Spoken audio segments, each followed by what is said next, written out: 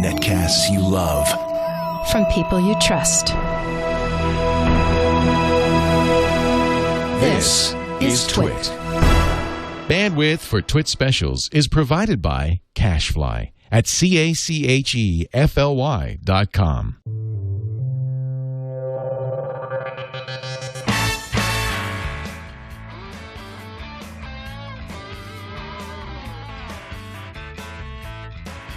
Welcome once again to a very important TWiT special, number 127. Leo Laporte here with Tom Merritt, Sarah Lane, Chris Breen on Skype, and a hangout full of tech experts. In just a few minutes, Tim Cook will take the stage at the Apple Worldwide Developers Conference 2012 for their keynote, the only really big Apple keynote of the year nowadays, unless they do special product announcements. And there is certainly a lot of expectation for this keynote. Let me introduce our panel. Chris Breen from Macworld Magazine. Good to joining us from Skype, from his studio. And his album of the day is, looks like Santana. The album of the day is, no, this is King Crimson's Lark's Tongue in Aspic, because it turns out that Steve was a big fan of Greg Lake, but not of John Wetton. So he was really upset when Greg Lake left the band, and so he refused to carry King Crimson's catalog in the iTunes store. You're but kidding. Tim, it turns out, is a huge Crimson fan. So that's the big announcement today, is Crimson is coming to the iTunes store. Chris and I have a little bet. I say it's going to be the summer of Tim. This is going to be the biggest product announcement Apple has ever done, including new laptops, new desktops, an iOS 6, Snow Leopard. And Chris, you think it'll be a little bit more constrained? It'll just be the software announcements? Or do you think now there'll be some hardware announcements? No, I think there will be hardware. I think there will probably be new MacBook Pros, maybe a Mac Pro. Beyond that, I'm not so sure. Certainly iOS 6 and beyond. But I do want to say in my defense that if I'm right, it's because I studied months' worth of data. And if I'm wrong, it's because I was drunk at the time. And the Lord has forgiven me, and I'm going into rehab right after this episode.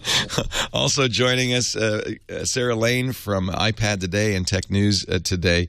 Sarah, there were some rumors you might see a 7-inch iPad today. I don't think those rumors will come to fruition. No, I don't think so either. I think that's the last thing we're going to talk about today is iPad, unless we're talking about Siri on iPad, which I do expect will be something that they'll roll out. That would be exciting. That was one of the things I was disappointed wasn't part of the new iPad announcement back in March. Even though Siri is not perfect, it makes sense to have it on the tablet, so I'm optimistic about that. Tom Merritt is here from TNT. I see the lights are dimming. The music is going down. We are about ready to have Tim Cook, I presume, takes the stage. You have any predictions last minute? I have no predictions. I think we'll have iOS 6, Mountain Lion update, and possibly some product announcements. And I'm with the King Crimson announcement, actually. I mean, Adrian Ballou's been in the store for a long time. Why not King Crimson? Yeah, it's the summer of Crimson.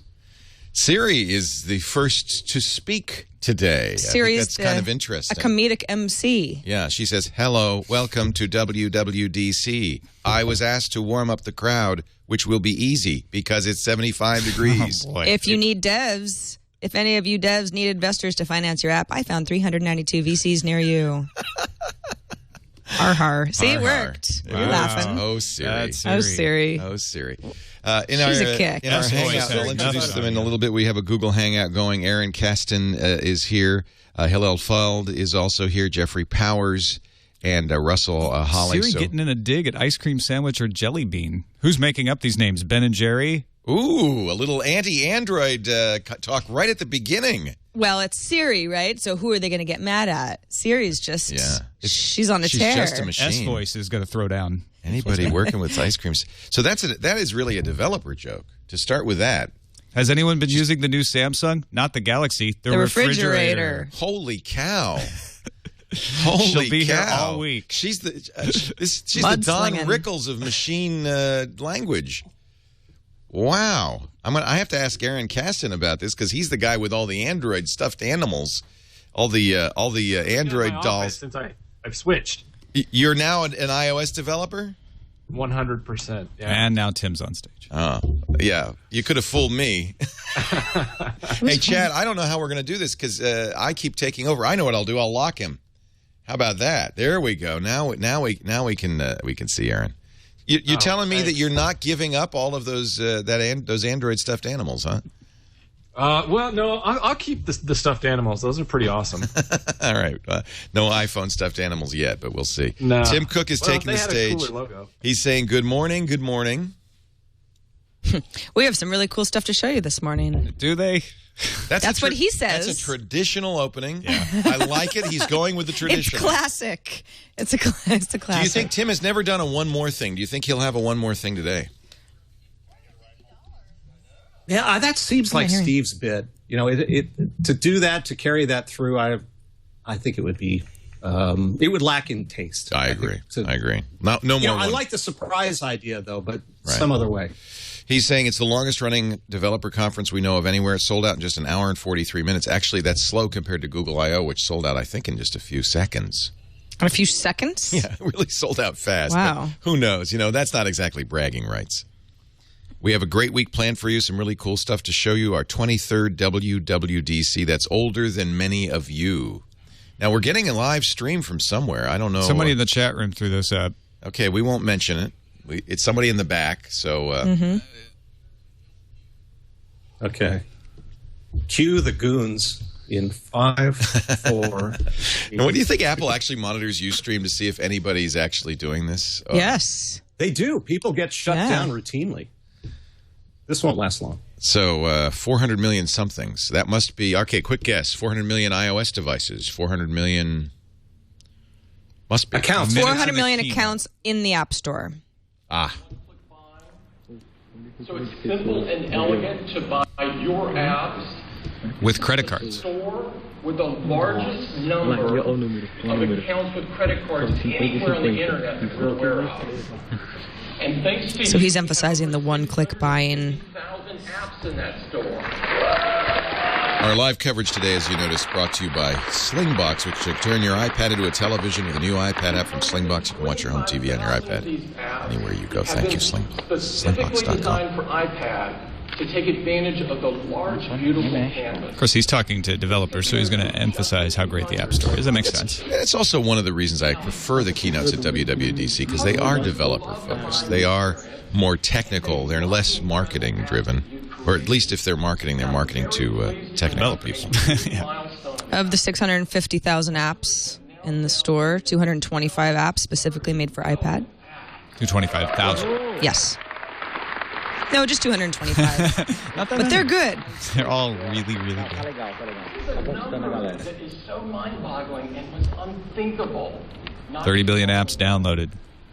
This is the classic numbers. Are Angry Birds. 30 billion apps, 15 billion Angry Birds. Yeah. They're clapping at the $5 billion that got paid to them. That's, of course, developers. That's what you want. Man, that's a lot of checks to sign. And I'm pleased to announce that beginning later this month, we're adding an additional 32 countries. So that those voices you hear in the background are the people holding the whatever it is. Not that I would ever recommend doing this. Not anymore. Not anymore. 120 countries have an app store, 32 more coming. So Tom's watching Mac Rumors, I'm watching Engadget, you're watching Gadget.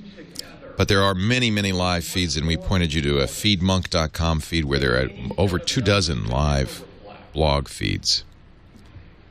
And this is obviously a Pirate Ustream feed from the way back in the auditorium. The audio is good.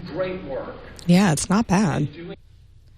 Oh, and there it goes. Oh, that was just a buffering. Just buffering. Oh, still there. Do you think we'll see him kind of get tackled? Go down to the left? Yeah. Watch for the shaking camera and then the spurts of glory. Sir, come with us. Ma'am, how could you?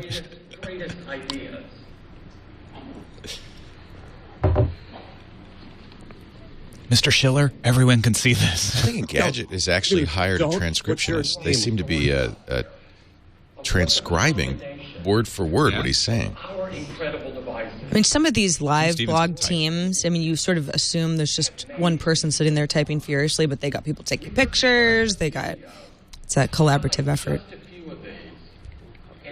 Yeah, that's how they do it at Macworld. Jason is doing the reporting, and Dan Morin is doing the pictures. Commentary. That somebody else is taking pictures. You know, the Engadget text stream is almost at the same speed as the Ustream live feed. They are really The fast. delay is synced up. Yeah. Nice. So here's a video, or did we lose it?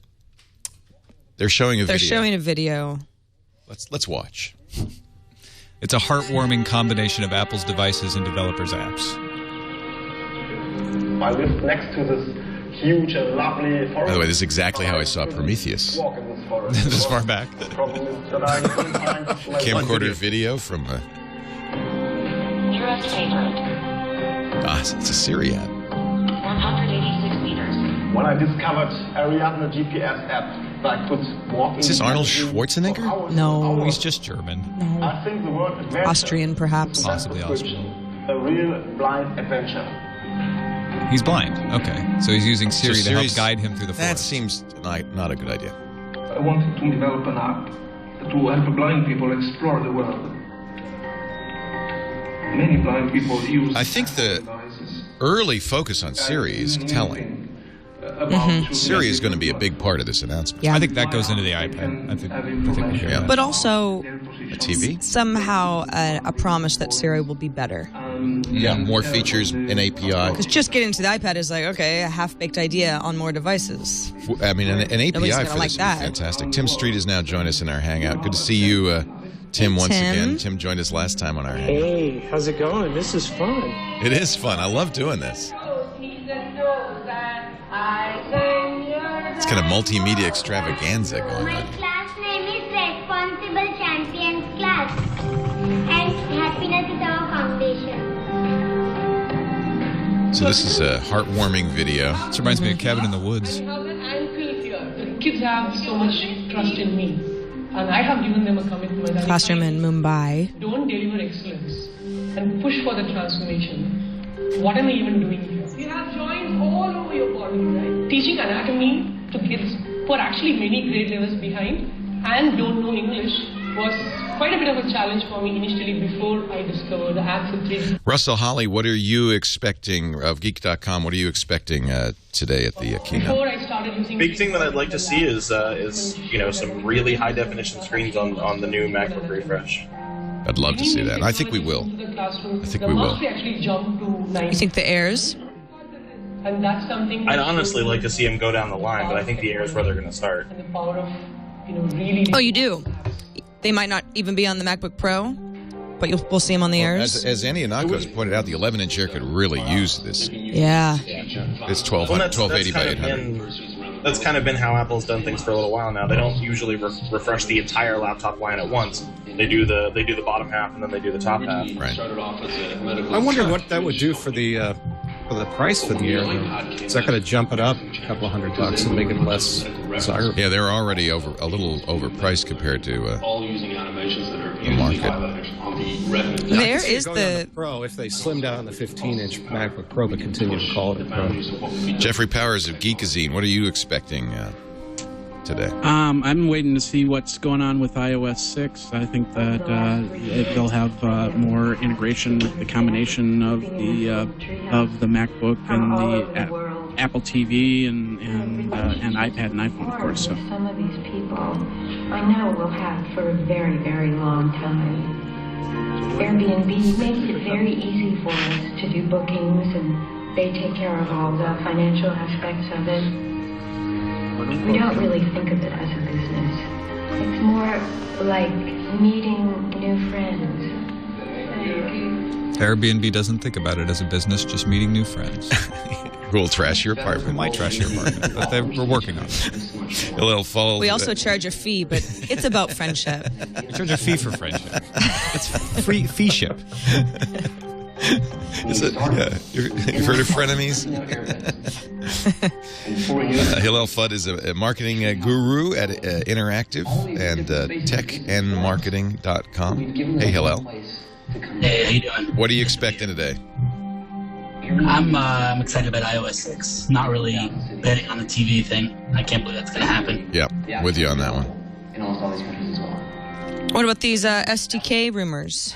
I like the Apple SDK, the Apple TV SDK. I think that's a good idea. And that kind of goes along with this theory that one of these developers had last night when we were doing TWiT. One of the developers came up to me and said, what if they released a chipset for television manufacturers that would give a TV, instead of using Samsung apps or Google TV, Apple TV built into the television set? And I think that would be absolutely a brilliant marketing coup. Right. Gives Apple also the market clout they need to make the content deals, because ultimately it's going to come down to content deals, right? If the first company that can persuade HBO to make HBO Go available without a cable subscription wins. Now that's going to happen at some point. MG wrote a great article saying that HBO was kind of living in a fool's paradise. They thought, well, we can wait. Mm-hmm. We can wait and flip the switch at any time. Sure. But he says they're losing the light. They're losing their window of opportunity. HBO doesn't want to give up all the free promotion they get from the cable companies and satellite providers, and that's a big stick being held over their head. And they can't afford to lose the cable companies yet, because that's, still that's their bread and butter. HBO doesn't spend a dime on marketing. Right. Well, yeah, but what if HBO did something like Starz did with Netflix?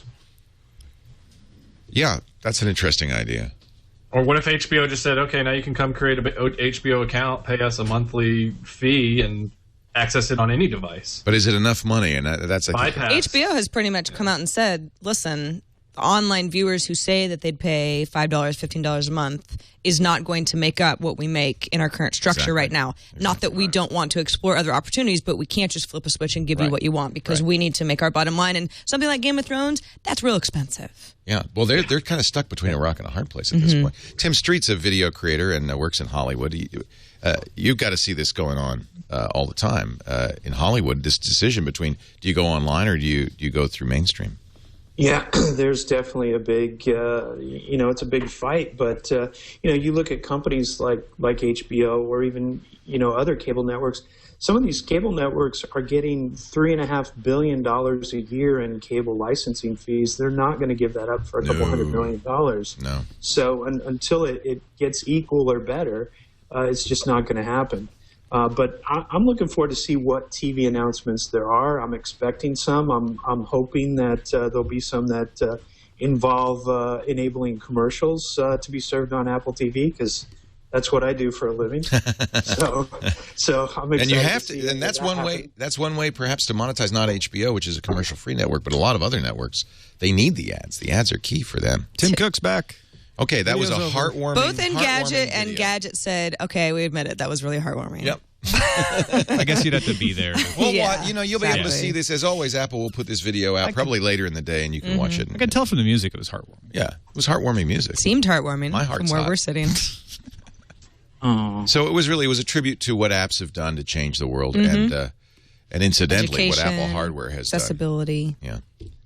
He's pumping up the developers, thanking them for their incredible apps after showing them the heartwarming videos. This is what you do. This is the Worldwide Developers Conference. You get the developers feeling good about developing for the platform. I have to say, though, I don't think Steve Jobs, and Chris Breen, you might have a better memory than I, went this far to kiss developer ass. I don't think he did. I think Steve was always good about, thanking the hardworking team at Apple at the end. And he did thank the developers, but I think really it was more with the numbers, saying, look how many apps you've developed, look how much money you've made. We don't have to ingratiate ourselves to you. Today we're announcing new changes in our notebook lineup. All right. Huge. Updates to OS 10 and iOS as well. This is it. New hardware has been confirmed. We have a hardware sighting. In fact, those notebooks on the stage might have been the new maybe notebooks they after are. all. Yeah. Phil Schiller's up. You're up, Phil. Bring up the laptop. What do you got? Hope you got something, Phil. You're watching live coverage of Apple's greatness. WWDC Keynote 2012. What's going on in San Francisco at Moscone West right now, but we've got a great panel of people, and we're meta-coveraging it because, of course, Apple doesn't stream it. Tom Merritt, Sarah Lane, Chris Breen, and a cast of some great people in our Google Hangout, as we did last time. It's a lot of fun to do it this way. And we are watching the live blog, so you don't have to. And you're watching Twitter, too. What's the reaction to that big announcement, Sarah Lane? Well, I think most people are. There's got to be cheers going up in the auditorium. Absolutely. Yeah. All right. Okay, MacBook Air is getting up. It's an Air, so congratulations. Listen to all of them. Was it Russell Holly that was saying? I think Russell, you picked it. You said they'll start with the Air. A Retina Air. That's exciting. These are pictures from The Verge, yes? Yes, I see the big stamp that says The Verge. Yeah, they're... Well, wait a minute now. Look at that. That's whole line. 4 products. There's 2 Airs and 2 MacBook Pros I see on the screen there. 3rd Gen Ivy Bridge. Nice. All right. This is good. This is very good news for people who wanted new hardware. Mm-hmm. And I didn't have to buy this anything, Air I'm typing on right now is... It's ready, huh? Core i7 in the... It wants to retire badly. Nice. All right. I'm making my decision between a ThinkPad Ultrabook up to 2 gigahertz, turbo boost, 8 gigabytes of RAM at 1600 megahertz. Okay. That's good. This is the Ivy Bridge offers some other benefits, including USB 3, and it'll be interesting to see if they put USB 3 in any of these. Core i7 Ivy Bridge. It's nice. It's kind of free with the chipset, so I would be surprised if they don't do USB 3. 512 flash. That's going to be 512 SSD. No. That's going to cost, yeah. Yeah, I shudder at how much that would cost. If you have to ask, you can't afford it. $7,000. I didn't see, by the way, I did not see a 17-inch there. Now, in the past, they've kept the 17-inch but not updated it. But it may be that with these Retina displays, they don't feel a need for a 17-inch display in a laptop. You Sarah Lane, you had a 17. Yeah, they do have USB 3. Yeah, still do. I pull it out here and there, but it's very bulky. I think it makes a lot more sense for something that can be nice and portable, nice and light, and then you hook it up to an external monitor. Yeah, which you can do, of course, with the Thunderbolt ports. So big applause, according to Tim Stevens of Engadget, for USB 3. I'm not surprised. As good as Thunderbolt is, there haven't been a lot of Thunderbolt devices, whereas USB 3, which has been out for a while on the PC side, is very well supported by hard drives and other devices. So, and it's fast, not as fast as Thunderbolt, but it's pretty darn fast. Okay, so the USB ports are combo ports, so they'll do 3 or 2. Port on each side, yeah. Wait, port USB on each 2 side? and 3 support. Use whatever port you want. 720p FaceTime camera, too. What now? Okay, it's being upgraded from, what was it before? The FaceTime camera? It wasn't. Certainly not 720. Well, I guess not, but I thought it was, but apparently not. I don't think so. Was it 640 by 480? Yeah, no, I guess it was better than VGA. Tim Street, do you know what the FaceTime camera is? Chat room will look it up and tell us. Yeah, they'll have it before I remember what it is. 11-inch will be $1,000 and $1,100. 1366 by 768 display, so not a Retina display. That is not Retina. That's on the 11-inch. Oh wait, no, those are the previous. Yeah, I was going to say that's not. That's nothing. Give us more. We want more.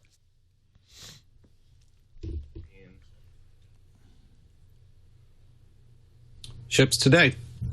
Ships today. The store was down this morning. Yep. Holy cow.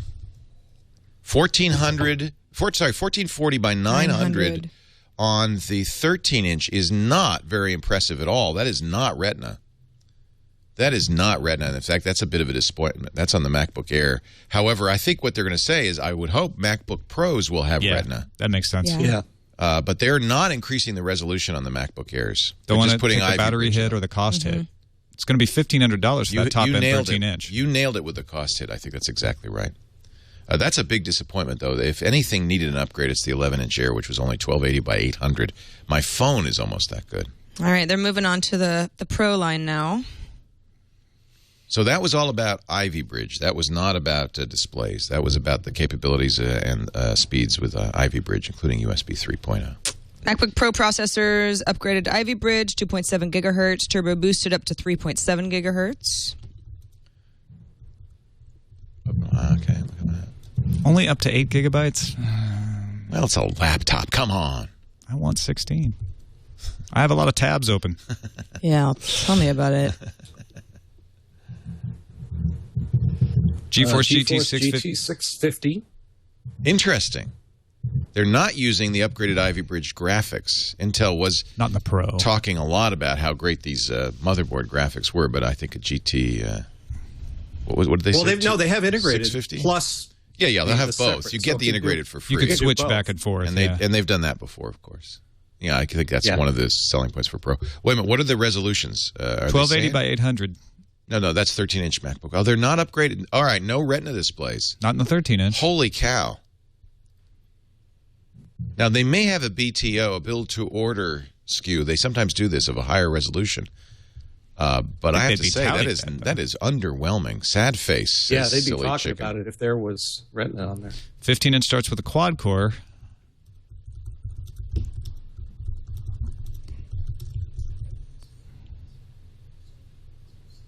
That is 18 interesting. and 2200. So a little bit of a surprise and perhaps a disappointment here with no Retina on. It looks like anywhere on the MacBook line. 1440 by 900, yeah. Very surprising. And then they ship today, too. So really, they're doing kind of the minimum one would expect, which is putting Ivy Bridge into their laptops, something that PC makers did, of course. MacBook Pro still have optical drives. And no 17-inch that they've mentioned. There's a Justin TV feed of the keynote. I don't know if you saw that chat in the chat room. Wow, I was so wrong. I was like, they're not doing product announcements at WWDC anymore. Don't expect it. Oh, wait. I'm surprised. There may be something else. He says, what's next? I need to make some room on the slide here. There's a new model. All right. So we didn't get the skinny, or did we? This is going to be the Retina. This is going to be the skinny with the Retina? New model. You could see trending out of the product line in the future. It's melted. Oh, no, it's covered in a shroud. Networking, things that eventually we could do without. And that enabled them to do something bold that really should have touchscreen? Needed a new generation of consumer. Nobody wants a touchscreen They're laptop. talking consumer device. I try to touch my MacBook Air all the time. Touchscreen. Next generation MacBook Pro. Okay. And it's a great question. Do I know the answer?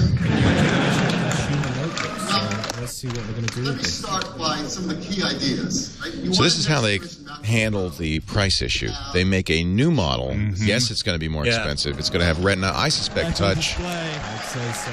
So it is a Retina. Retina.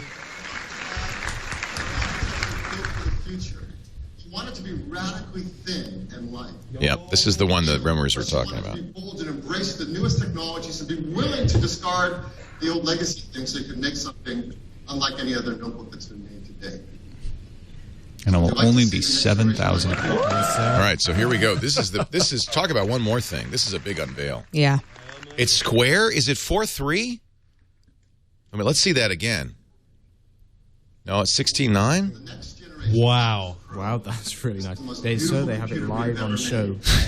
Well, the first thing you're going to notice looks 4.4. It's dominated by an amazing, magnificent display. Yeah, there's the Retina. There's never been a notebook that is this gorgeous. But really, if you want to be sure, let's turn it around to its side. See what it looks like on the side. It's as thin as the Air. This is what the rumor mills were talking about. Is a very thin MacBook Pro. That does look thin. Jesus, either Phil has really fat fingers or it's about half the width of his fingers. Because that display is so radically thin. Yeah. It is a true breakthrough in engineering. And there's never been a notebook this thin, this light, and this powerful professional use. Wow. It's not tapered.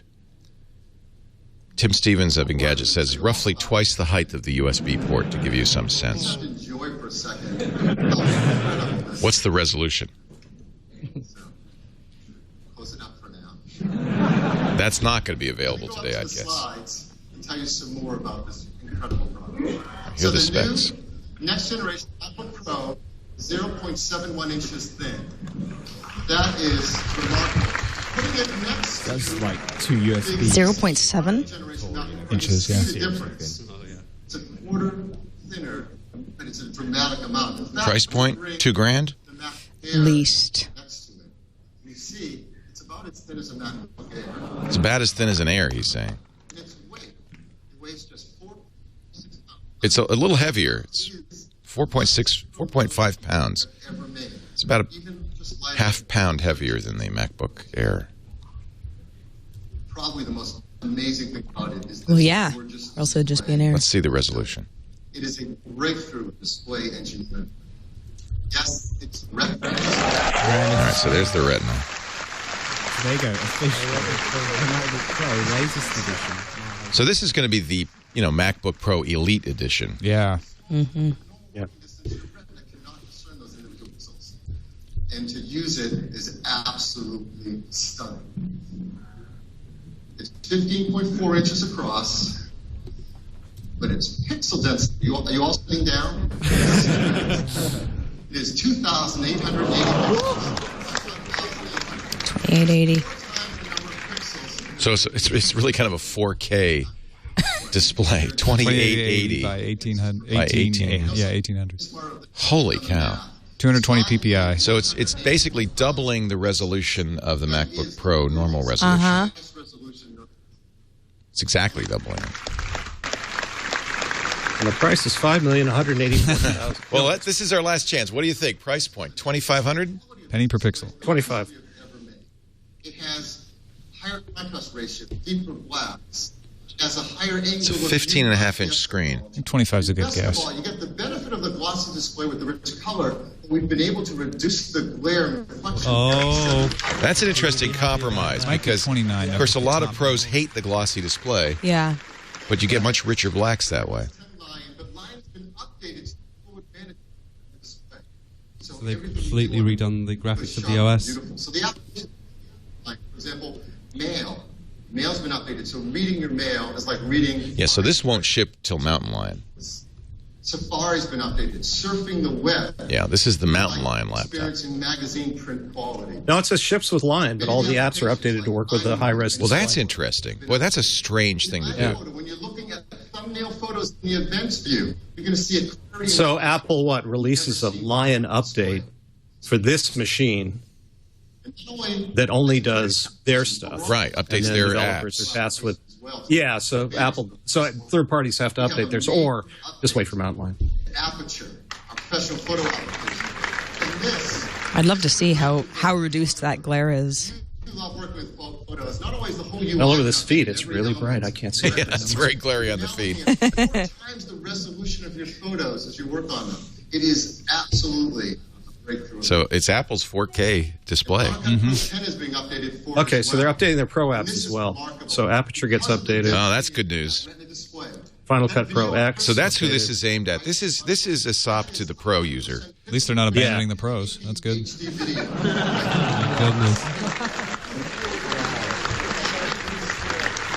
So if you're a photographer, video editor, Video bins for your effects. And it also takes advantage of the amazing performance of this machine. You're going to be able to have up to 9 simultaneous streams of ProRes video before simultaneous streams of uncompressed video. yeah, this is their response to people who want new MacBook Pros, Mac Pros rather. I wonder if they'll do a Mac Pro if they're going to do this. It will cost as much as a Mac Pro. They don't get the best effect until they do some extra work. We've been working. The argument will be that with Thunderbolt you don't need a tower. Amazing display, and they're doing some work that's phenomenal. I think this has to be instead of the Pro, in lieu of the Pro. What do you think, Tim Street? Photoshop.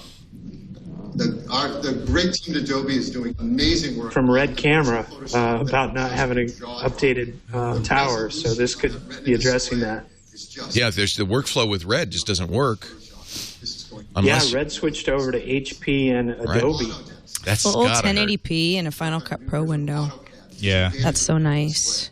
It allows a level of detailed work and design. Oh, and they've been working with some people. So Photoshop has been updated. Autodesk has been updated. Interesting.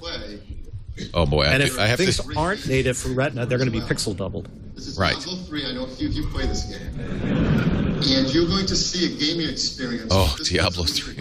Diablo Hold 3. me down. I just beat Diablo last night. Oh, congratulations. I'm going back to Nightmare mode. I'm on now. Nightmare mode. Yeah, it's fun. You and I have been keeping pace pretty much. I've noticed that, yeah. Exactly. You're a wizard? I am. Yeah. Well, my character is. No, you're a wizard. Thank you. I'm a monk. Don't sell yourself short, Tom. You're a wizard. This is a very All right, let's see what's inside. lust-worthy laptop. Yeah. Was that Woz? Or is just Schiller getting a little fatter?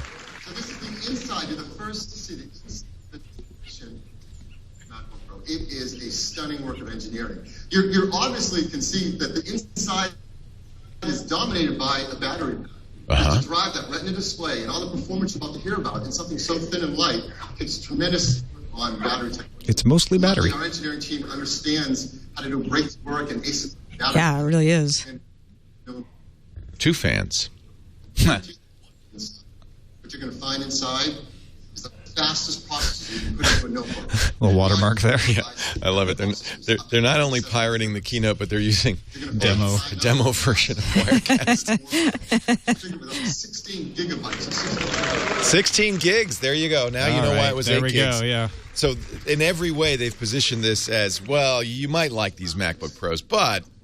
Yeah, quad core. Shipping today. If you've got the money... But what you really want. Yeah. I bet they don't even build the MacBook Pros. That was all a MacGuffin. It was like, you could have these, or... Nobody's going to order it, though. Yeah. 68 gigabytes. It goes up to what? 768 gigabytes of storage. Solid state. Internal. That's got to be pricey. That's flash. It is GT650. It's the Kepler. High performance components. How's the battery life? We're really proud that we're getting up to 7 hours of battery life. So basically, I would guess they've maintained parity. 7 hours of battery life. Probably means 5 or 6. Do we still think this could be $2,500 laptop? No. So it's now crossed $3,000, at least for the 768. An SD slot for your photos and videos. For the first time in a Mac notebook, HDMI, so you can plug right into your TV or projection system. Finally. They have HDMI. That is a surprise. Buy FireWire. And there is still FireWire. There is? Or not? No. I think HDMI took the place. Yeah. This customer is perfect for utilizing all the new things coming out. An example. You can store all your applications and your OS on the internal drive. You know, of course, you have to have a new power adapter because MagSafe 2, it has to be thinner. So your power adapters will not work. 2 Thunderbolt ports. 2 Thunderbolts. That's interesting. And 2 USB 3/2. Plus the HDMI. Yeah, this is really designed to be the only computer you use, I think. This is your high-end computer. This is a MacBook Pro. I mean, a Mac Pro, rather. For example, portable Mac Pro. What if you want that big monitor, though, when you're No problem. You have the 27-inch monitor. That's why 2 Thunderbolt ports. You plug in your monitor to one, and you have your dock, your hard drive array. Right, Tim? I mean, this would work for you as a Mac Pro. Absolutely. And then, you sell those connectors for, like $300 a piece, and it's a profit. Step Thunderbolt 3, adapters profit. for FireWire and for Ethernet. Yep. Yeah, there's no Ethernet port either. There's no Ethernet port. You have to buy the adapter. Holy cow. That's wacky. For a machine like this, I guess there's no room.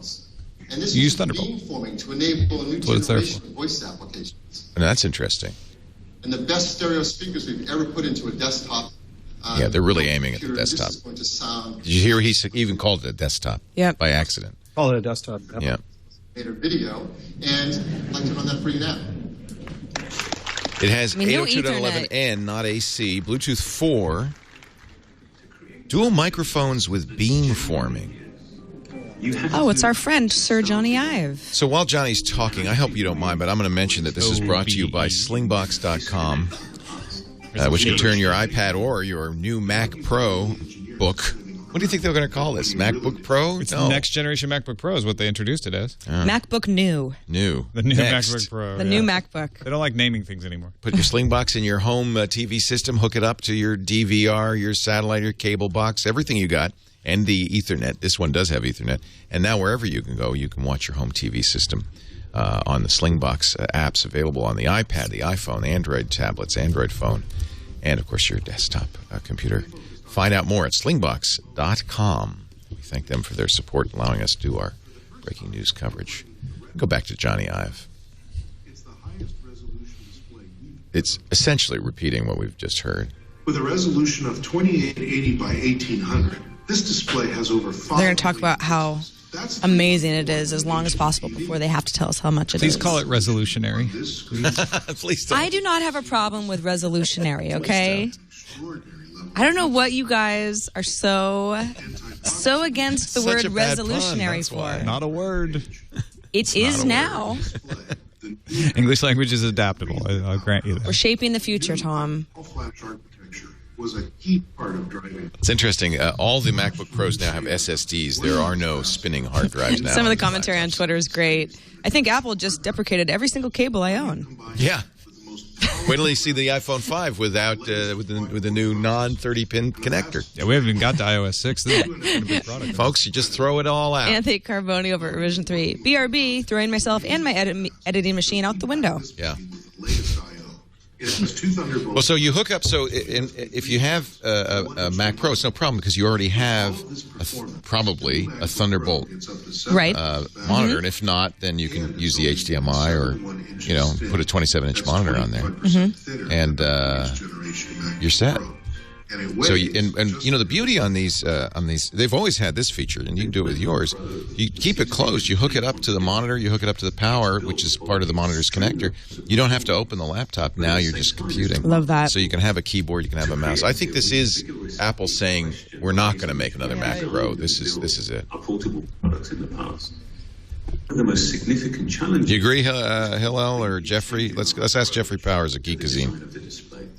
I'll tell you something. I was an IT administrator for over 15 years, and the one thing that you didn't want to do is give people laptops, because then they could think that they could take those things home with them. And if you've got, I'm thinking the price is going to be $29.99. It's got to be expensive. So this is not for business. This is for pros. Yeah, but as a video person with the two Thunderbolt ports, I have the one Blackmagic Intensity Pro. Right. I can actually set up two cameras now, and then use the HDMI port to push it out to a TV. So I'm happy about that. Do everything you want. For example, the thermal system. You gotta feel bad for people that Airs or Pros operates in a way that is needed. Yeah, I have a MacBook Air that is now obsolete. I have a Mac Pro that is now obsolete. Desktop that is now obsolete. Yeah, my Mac Pro. I was playing Diablo 3 on it last night, and which creates a single identifiable frequency. We positioned ours asymmetrically. What the hell is he talking about? The fan? The fan? He's got to talk about heat dispersion. By not purchasing standard parts, we can create a product that's more elegant and more efficient. We're told the fan will be nearly imperceptible to the user. I'd like to see that. I can make my fan run constantly. They didn't say, by the way, notice, just a little weasel word. We say the fan will be imperceptible. We've been told. What's that? The crowd's going crazy. New venting system? We've been able to optimize the software to take full advantage of the Retina display. Fan tech. The results look simply amazing. It's an asymmetric fan. Fanboys are enjoying this. Fanboys. This gives new meaning to that word, doesn't it? Proud fanboy here.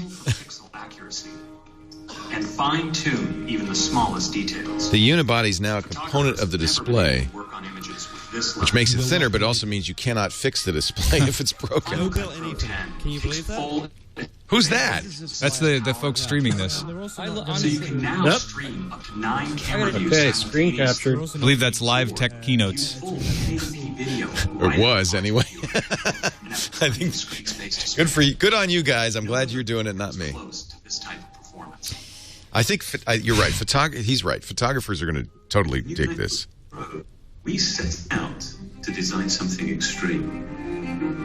And this led us to rethink everything about our process, everything about what's essential to a notebook. And that meant that we could design the very best. Look at that display. And for the future. Ryan Block says on the Gadget blog, obviously this is going to be expensive, otherwise why keep the other models around? Right. The other 15-inch models around. A lot of oohing and eyeing. We've already talked about Final Cut Pro, so I hope we continue that trend. An asymmetrical fan. Didn't see that one coming. Called it. Did not. If anybody had that on their bingo card, you win. That should just win everything, yeah. Full 8 gigs of 16 megahertz memory, NVIDIA GT 650M with a full gigabyte of So at this point, he says, "You remember how much the Mac FX?" $2,200. Yeah. $2,200. No. $21.99. $21.99 for 8 gigs of RAM and a 256 gig flash. That is a remarkable price, and Holy crap! I think that's pretty aggressive. $21.99. Mine will cost more. Yeah, right. That's pretty impressive. 5.2, mercury-free glass, EFR-free, PVC. That's with the 2.3 gigahertz quad-core chip, 8 gigs of RAM, and 256 gigs of flash storage. That's a pretty well-equipped machine for $21.99. Arsenic-free. They got the environmental checklist. Yeah. There's a bit of old lace in there, though. I notice old lace is not mentioned on the check card. It's also asymmetrical. You guys are so nerdy. Start shipping today. Today? All right. Yay. Quick, get on the store. Buy me 4. Holy cow. I don't have the money, but I'm buying it anyway. I don't care. This is one I'm going into hock for. Shouldn't have bought that elliptical machine this morning. Yeah, I know. Shipping today, that's a shocker. For the first time, the high end of our line, the new flagship, the next generation. New flagship. Retina display, simply the best computer Apple's ever made. Next, I'd like to talk to you about OS 10. And Okay, you got to admit, Summer of Tim is pretty real there now, Chris Breen. I said the Pro line would be updated, so I'm still okay. Yeah. If I see an iMac, then I don't think you. I think you're not going to see an iMac. Obviously, you're not going to see an iMac or a Mac Pro. This is it. We can talk about OS 10. Yeah, OS 10. Yes. Mountain Lion now. Let's talk about the Mountain Lion. You know, Mountain Lion will not be available soon. Otherwise, they would have held this high-end Mac, I think, for Mountain Lion. Or the high-end Mac would ship with Mountain Lion, exactly. Right. Yeah. Just 5 years ago. Our latest release is Lion. And Lion was the first release distributed electronically. What does this do to the iMac? The iMac really has been the flagship desktop. I know. I can't see people buying an iMac at this point. They don't even have Ivy Bridge iMacs or Mac MG was Pros. just talking last night that he needs a new iMac. Yeah, he's not going to get one. This is what everybody's going to get from now on. Well, this is what the pros and the geeks get, but there's still plenty of households that are going to go for an iMac that's $1,500 versus this. Yeah. In just 9 months. As the basis of comparison, Windows 7 66 million Mac users. Triple what there were 5 years ago. Less than 1 year later, we're here to announce Mountain Lion. Yeah, we've gotten pretty lucky with these Our mission remains with these streams. Now inside there's an the iMac auditorium. right there on the screen, so they're clearly not hiding the iMac. With an interface optimized. Now, it's interesting that it says 40% of OS 10 users are running Lion. I would say only 40%. That's a low number, isn't it? Especially given that it was a very inexpensive, easy upgrade. Now, Mountain Lion is a major release. Yeah, I mean, they're comparing it to Windows and saying, well, it took Windows 7 26 months to get to that same level, but there are a whole lot of people that have to run XP. With iCloud. Now, since its introduction in October, iCloud has taken off like a rocket. With 120. He says we're going to look at 8 main features of Mountain Lion. Uh-oh. Tent poles. Did someone get caught? And they're... Who are they? They're the guys who are doing the... Oh. That's the wow, it's an Live Tech inception Keynotes of guys. Mystery Science. Yeah. Where we were getting the They've had a wonderful run up to now, but... good job, guys. Apple now Store... off to reform they're back. school, kids. Oh, they're back. Calendar. All of your content is up to date across all of your devices. Apple Store is closed right now. And with Mountain Lion, we introduced 3 great new... If they talk about messages, they better talk about why messages will actually work on OS 10. Well, it will be better. Or I'm going to walk out in disgust. They're going to do 8 features in Mountain Lion. They're going to talk about 8. Calendar. For your document-based apps. I can't quite read that text. Usually called documents in the cloud. Documents in the cloud. Documents in the cloud. Does Interesting. 2 important things. But not a lot of this is new, is it? Provides a simple new way No, I think this is for the press. access and organize your documents. When you launch an app like Pages, it comes up with a document library of all the Pages documents you have in the cloud, organized chronologically, so the newest ones are easy to find right at the top. And second, Documents in the Cloud makes these document libraries available and up to date across all your Macs and all of your iOS devices. But Documents in the Cloud is not collaborative. We adopted Documents in the Cloud on all of our key document-based applications. like Pages and Keynote, and system apps like Preview, TextEdit. Collaborative would be something. Yeah. TextEdit. So the developers can add the You better not change scrolling direction again. Well, that's iCloud. Now you scroll to the Now you right, have to scroll like the way you read. Chinese laptops will scroll in the opposite.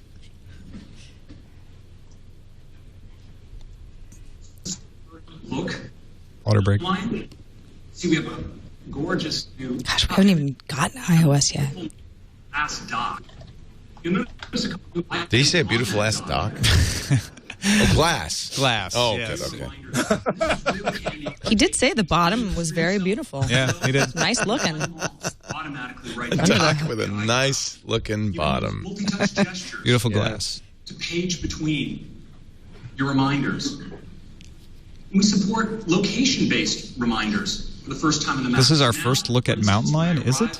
Really? I'll get a notification. I mean, it's been in the developer channel for months. Father's Day card. I dismiss a notification. Yeah, we've known that notifications are going to be in Fly here. away. And we have a great little notes app in Mountain Lion as well. It's all the notes I take on my iPad.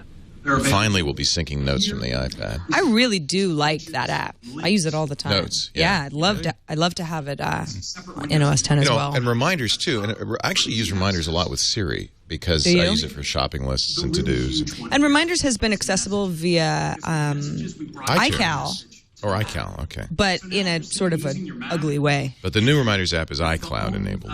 Buzzes with the new iMessage. That makes a difference because I can't use reminders on Windows machines. Right. But with iCloud, I would be able to. Ah, interesting. And I love location-based reminders. I use those on Android. So when I get to the store, it reminds me that I have this shopping list. That's key. Yeah. Messages. Now we're talking about messages. He says, I think the really huge one here is messages. Sarah Lane. Well, it's just No, it anybody who sucks. uses it across multiple.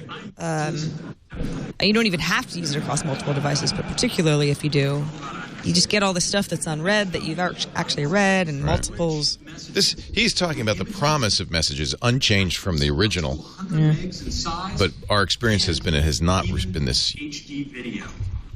In messages? Yeah, most people I know who installed the beta of it lived with it for a day and then immediately took it out. It is kind of nice, and he's talked about this as a feature that you can be messaging with somebody on your iPhone and then move to the desktop and continue typing. That's true. And I do like that. But sometimes half of that message will port over, Right. and you've already talked about 10 other things. Right. And where was the rest of the It's conversation? imperfect, yeah. No.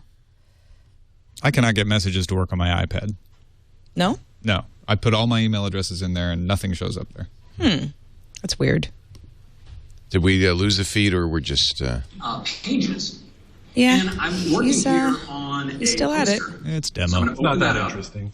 It turns out, of course, because this is in my cloud library, that it's also available to me on my phone, where I also have a copy of Pages running. And so here on my phone, I can actually not only view... These are features they've touted before, the ability to, for instance, change a document on one platform and see it change on the other. We've seen this demo before. into my photo roll. Yeah, 90% of the people in that room are going, Yeah. What's new? What's new? Yeah, we get it. I think this might lend credence to what you were saying, Chris Breen, that maybe Mountain Lion isn't as ready as we thought. And the fact that the new MacBook does not run Mountain Lion out of the gate. They promised summer. That could be September. Yeah. Yeah, I think so. Yeah, honestly, if you only see a few developer previews and you don't see kind of an acceleration of releases, it's not close. There's nothing new And at all we just that I haven't can seen tell. No, I think that today they'll get another release. It'll be preview 4, and then they'll kind of march on from there. We've replaced all of this with a consistent and elegant system based on banners and alerts. So banners Yeah, this is slide totally down for the press. from the top of the screen, right there in the upper right-hand corner. Where did we see this? We have seen this all. Yeah, they did an event. It was one of those last-minute Apple events that they called about a few months ago, and nobody expected it. And they said, "Oh, and here it is," and then they released the Yeah, it was first in the preview. late winter, early spring because it was at the same time that my hard drive died. Now, alerts Because I used Mountain Lion for a while out of the developer in the channel. same elegant way, but they stay around until you dismiss them explicitly. Now, sometimes you may be doing something where you don't want to be interrupted. Apple Store is now. Don't all go there at once. Closed. Do you like the new silvery linen background? I do, and they've changed the "We'll Be Back" to look like a skeuomorphic 3D sticker that's somewhat peeling off. Yeah, it's tilted. And it's tilted because I like the notification center. I do too. I agree with you. They should all look as streamlined as possible. This looks Growl. more like iOS. Yeah, I use Growl, and I like that feature, and I think this will be very nice. And I was going to say it looks more like Android to me, but well, it is. This is where it all started with the Android, and of course they copied it first in iOS 5, and now they're copying it in Mountain Lion. I don't think they did a really good job with their first iteration of copying, though. It was too text. I mean, there was just too much going on in the notification. Yeah. Well, one thing they have. Well, here's something. Dictation. Sorry, dictation on the Mac. Yep, that's nice. Nice. If you go to apple.com/MacBook Pro, you can actually get the specs of the. Is it the new one? I believe so. We made it easier than ever to share. They've already put Mountain Lion on there. There's a share button right there in the toolbar. Click it. We present all of your sharing options. You know, it'd be cool. They still are offering a 17-inch. Get a cute little tweet sheet. Type whatever it is I find necessary to share with the outside world. Click it. And like that, it's on its way. And we build sharing it across the system. My Android makes exactly the same sound. There must be a standard tweet sound. You're looking at over messages. You can do it. I think these are the old ones.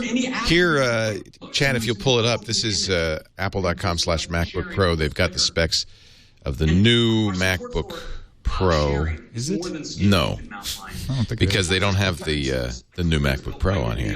They don't have This is the old. These are just the The old updated. new MacBook Pro. Yeah. Need the next generation. So 20 minutes ago. So maybe they're not calling it a MacBook Pro. They did. Yeah, every time he mentioned it, he said That's the the new previous or line. the next generation MacBook Pro. Yeah. Next. That's the problem, calling things the new. Yeah, nothing's new forever. Safari and Mountain Lion has the fastest JavaScript engine of any browser on the planet. But the first thing you'll notice when you use Safari is the new unified smart search. New Safari. You type in it, whatever you're looking for. New unified smart search. Wait a minute, this looks like the Access browser that Yahoo shipped. Love unified smart search. Finally, one bar. One bar to rule them all. Gosh. Come on, Firefox, you're next. Yeah, Actually, really. You can already do it in Firefox, but Love it. they still have the second Sometimes what you're field. looking for is something that you were browsing earlier, maybe on one of your other devices. Well, now, Safari has a feature called iCloud Tabs. Tab syncing. Cloud button on your toolbar, and you get a list of all of the pages you have open across all of your other devices, including apps. Just like in Chrome.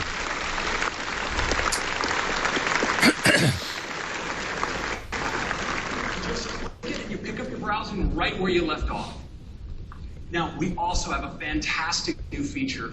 Yeah, they've caught up with Chrome and IE on the It lets you browser. use gestures to visually navigate your tabs. I'd like to show it to you. What?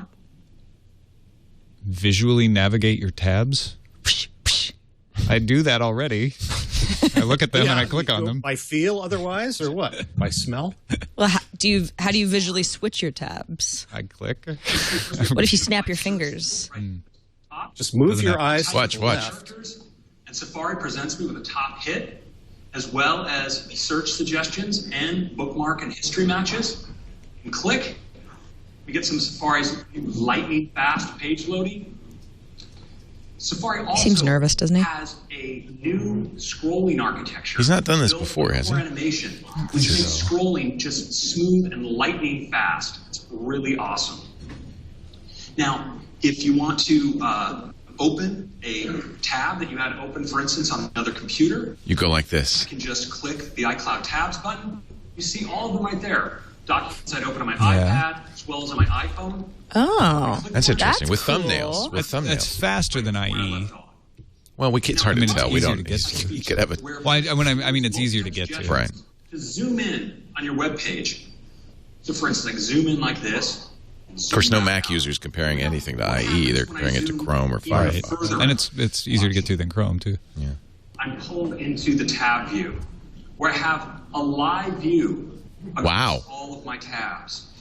I can use multi-touch Well, that's gestures to wow. scroll through them. That's nifty. Select a tab, pinch, back out. This is moving towards seeing a browser really as an app platform. Yeah. That's good presentation, but I'm not sure I'd ever use it. No, I'd never use it. Next, I want to show you Very Linux-like. in Mountain Lion. You can select here on the share button. Let's say I want to tweet about this page. I click, get this beautiful Integrated tweeting. I'll just say heading down the coast. And I send it to share on its way. But sharing works really well also in full screen apps. For instance, How does it work in Facebook? full screen iPhoto.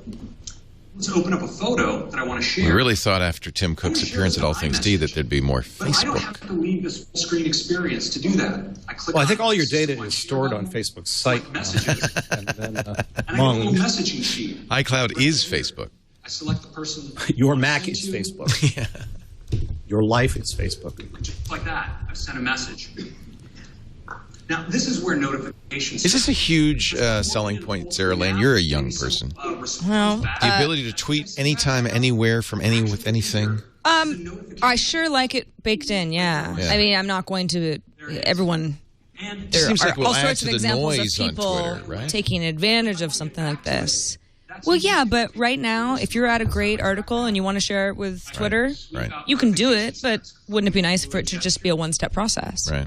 GKO in our chat room is saying, interesting, no cover flow style tab view. It's true. Apple has kind of deprecated cover flow. Mm-hmm. I don't think Mountain Lion will be very cover flowy. It's very last decade. Yeah. Notifications also support notifications from internet services like Twitter. So if I get a Twitter direct mention, or a Wish I direct could whistle message better. or mention, it'll come in as a notification for me. The birds. Now, the notifications slide in from the right, right? At any time. Or is that, no, that looks like Growl. It's coming in from the upper right-hand corner.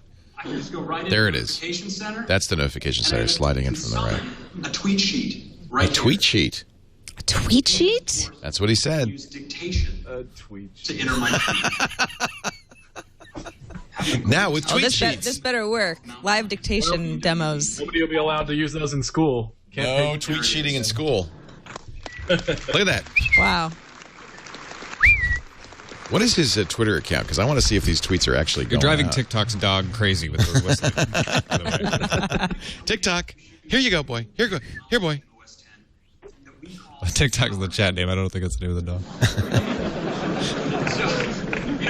What is he using for his Twitter handle? I really want to see if these tweets. J Appleseed. If when we weren't using them, they were still working for us. The trending topic is only $21.99. Yeah, that's a good trending topic. Kind of a shocker. It fetches email. Apple stock took a little bit of a dive. Yeah. And, it's working its way back up now. That always does. Buying the rumors, selling news. Like Weird Al Yankovic is weighing in on it too. Instead of designing new hardware, next year's Apple entire R&D budget will be used to figure out why nobody's using Ping. Software updates Power nap keeps your Mac up to date while it sleeps. Did he say that? Is that true? Yeah. Yeah.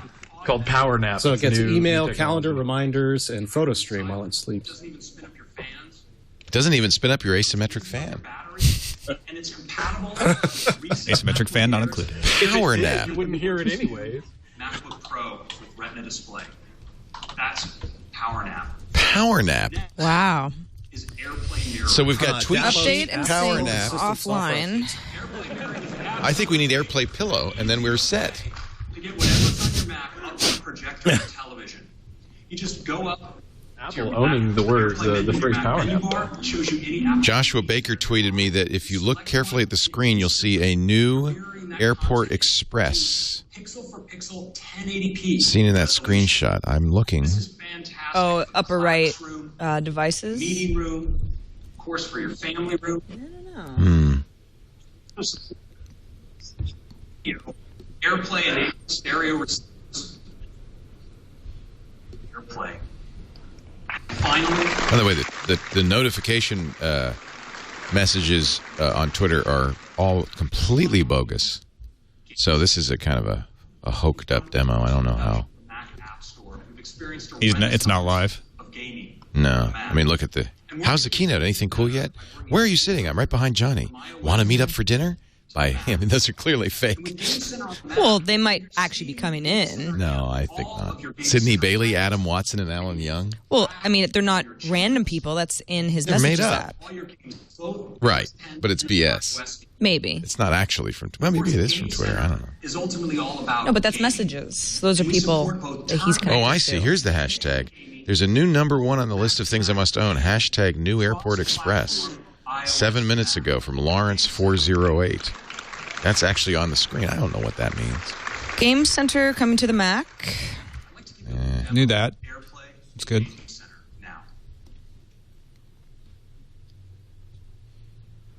Yeah, I mean, even with all the AirPlay apps and that Game Center are the two things that he just announced, but I think those were known. And then let's also summon my Apple TV, so you can see that. My Macs. I can see this Apple TV. Lawrence408 is Test Apple 6. I told you. It's private. It's private. Yeah. Test Apple 6 is the actual handle. Demo is going to be viewing this content entirely over AirPlay. Of course, I can do anything. Well, that's an interesting thing that Apple would put into its tweet stream, something with a hashtag New Airport Express. Yeah. As well as... That's a good catch. Maybe it's a clue. It's a clue. Good catch, Joshua Baker. Thank you. And I can also see all of my Game Center friends. I've got one here, Mr. X, who's been meaning to play me in this new game that's coming out called CSR Racing. So, by the way, that's fairly important that you can AirPlay the screen of your Mac to your television. Yeah. They did demonstrate that. Now, I think I don't remember seeing that before. I thought I had. All right. They mentioned it before. What would be important here is if they can block anything. Somebody from Daft Punk on the stage. Stig. Mr. X here is actually working on an iPad. And on his iPad, he can invite me to play this game, CSR Racing, which is an upcoming title from Natural Motion. And when he does, I don't think they called him the Stig. Looks like the Stig. I click on it, and I'm instantly launched into the game. You wouldn't want to really race against the Stig, would you? Developing this just as an iOS. No, that's Bono. So easy to bring it to Mac. Brian Pratt is Jay Appleseed. He's not an Apple. Not an Apple account. Yeah. All right. Looks like we're up race. I'm in the red. Racer. I think the idea of Racer for OS 10. AirPlay mirroring from a Mac is very exciting because, of course, for us it means you could easily put us on a big screen. Or Hulu. Or Diablo 3 or Hulu. Now, Hulu, by the way, and HBO Go block that on the iPad as a switch. Right, but Apple claimed that they wouldn't be blocking on the desktop. Macs doing AirPlay. Boy, that would be exciting. You're talking about the app. Now, if you have a Mac with an HDMI port, you're kind of saying we're gonna allow the. Yeah, you can do it anyway. But I don't have to plug in a cable if I'm looking at some Hulu in my browser and I AirPlay the browser. I love that. What are they going to do? Are they going to block all Macs? No, you're right. If it's in the browser, they can't do it. So there's so much more there. Things like VIPs in mail. From an app, you might, but you're right. From the browser, it's the browser. Messages will show up as notifications for you. Search in Launchpad. Gatekeeper to help keep your system free from malware. And offline reading list, where in Safari, if you add things to your reading list, you can still read them later, even when you're disconnected. And Tweet Sheets, Power Nap, and the AirPlay Pillow. Some features we're adding for China. The Mac has been growing fantastically in China, and we have some wonderful features that we think are going to make it even more popular there. Chinese features. We're really our Chinese. Again, at the last event, they announced all of this. Don't forget the asymmetric fan. That's another buzzword. How could we forget? Asymmetric fan, Power Pillow, Power Nap, that are great for creating and Tweet Sheets. Power Pillow wasn't. No, I made up Power Pillow. That's what they call the brick. The Power Pillow. Power Pillow. For the Sina microblogging website, as well as video sharing. If you look closely at the screenshot of the notification center, you can see Facebook integration according to official J Hits. If you believe. So, Mountain Lion is also a fantastic release for developers with over 1,700 new apps. So you can add sharing, Game Center support, notification support, new high DPI APIs. The new MacBook Pros are going to be 2880 by 1800 from what it looks like. Right. And I suppose it's all about screen size. That's exactly double. That would make sense. Okay. The Mac App Store. Now it makes more sense. Yep. And you know what Lion was Are you getting that from Jeffrey from the Apple site? I'm on Engadget's blog. I'm just thinking, ships next month. Ships next month. It is a July ship date now. Boy, that's interesting. $20. What is it? $19.99. $20. Holy cow! That's even less than Lion was, and Snow Leopard. your personal Macs. They had been saying summer on Apple.com, Yeah, so but they stuck with that. But yeah. For those of you who buy a new Mac starting today, If you get a new Mac today, and I'm sure a lot of you will, you'll get a free upgrade. Oh, and it goes all the way back to Snow Leopard. The 1999 will upgrade all the way back from Snow Leopard. That's great. So they really, Apple has once again, I mean, they've been doing this consistently since Snow Leopard. They've really had these very affordable upgrades. And it's upgrades all your Macs. So $20 for all your Macs. And they're releasing a near final developer preview, they say, to WWDC. So next month for Mountain Lion, $19.99. I presume they'll push it through the App Store. Well, beat Windows 8. To the market, anyway. All right, let's talk about iOS. To the market with price. So now Scott Forstall with an iOS update. At the end of March, we have already sold more than 365 million. This is essentially 3 keynotes. It is. It really is. It's huge. I'm exhausted. 80% Let's go to the bar. are running very Shipping in July. iOS. That's really Let's interesting. talk about iOS.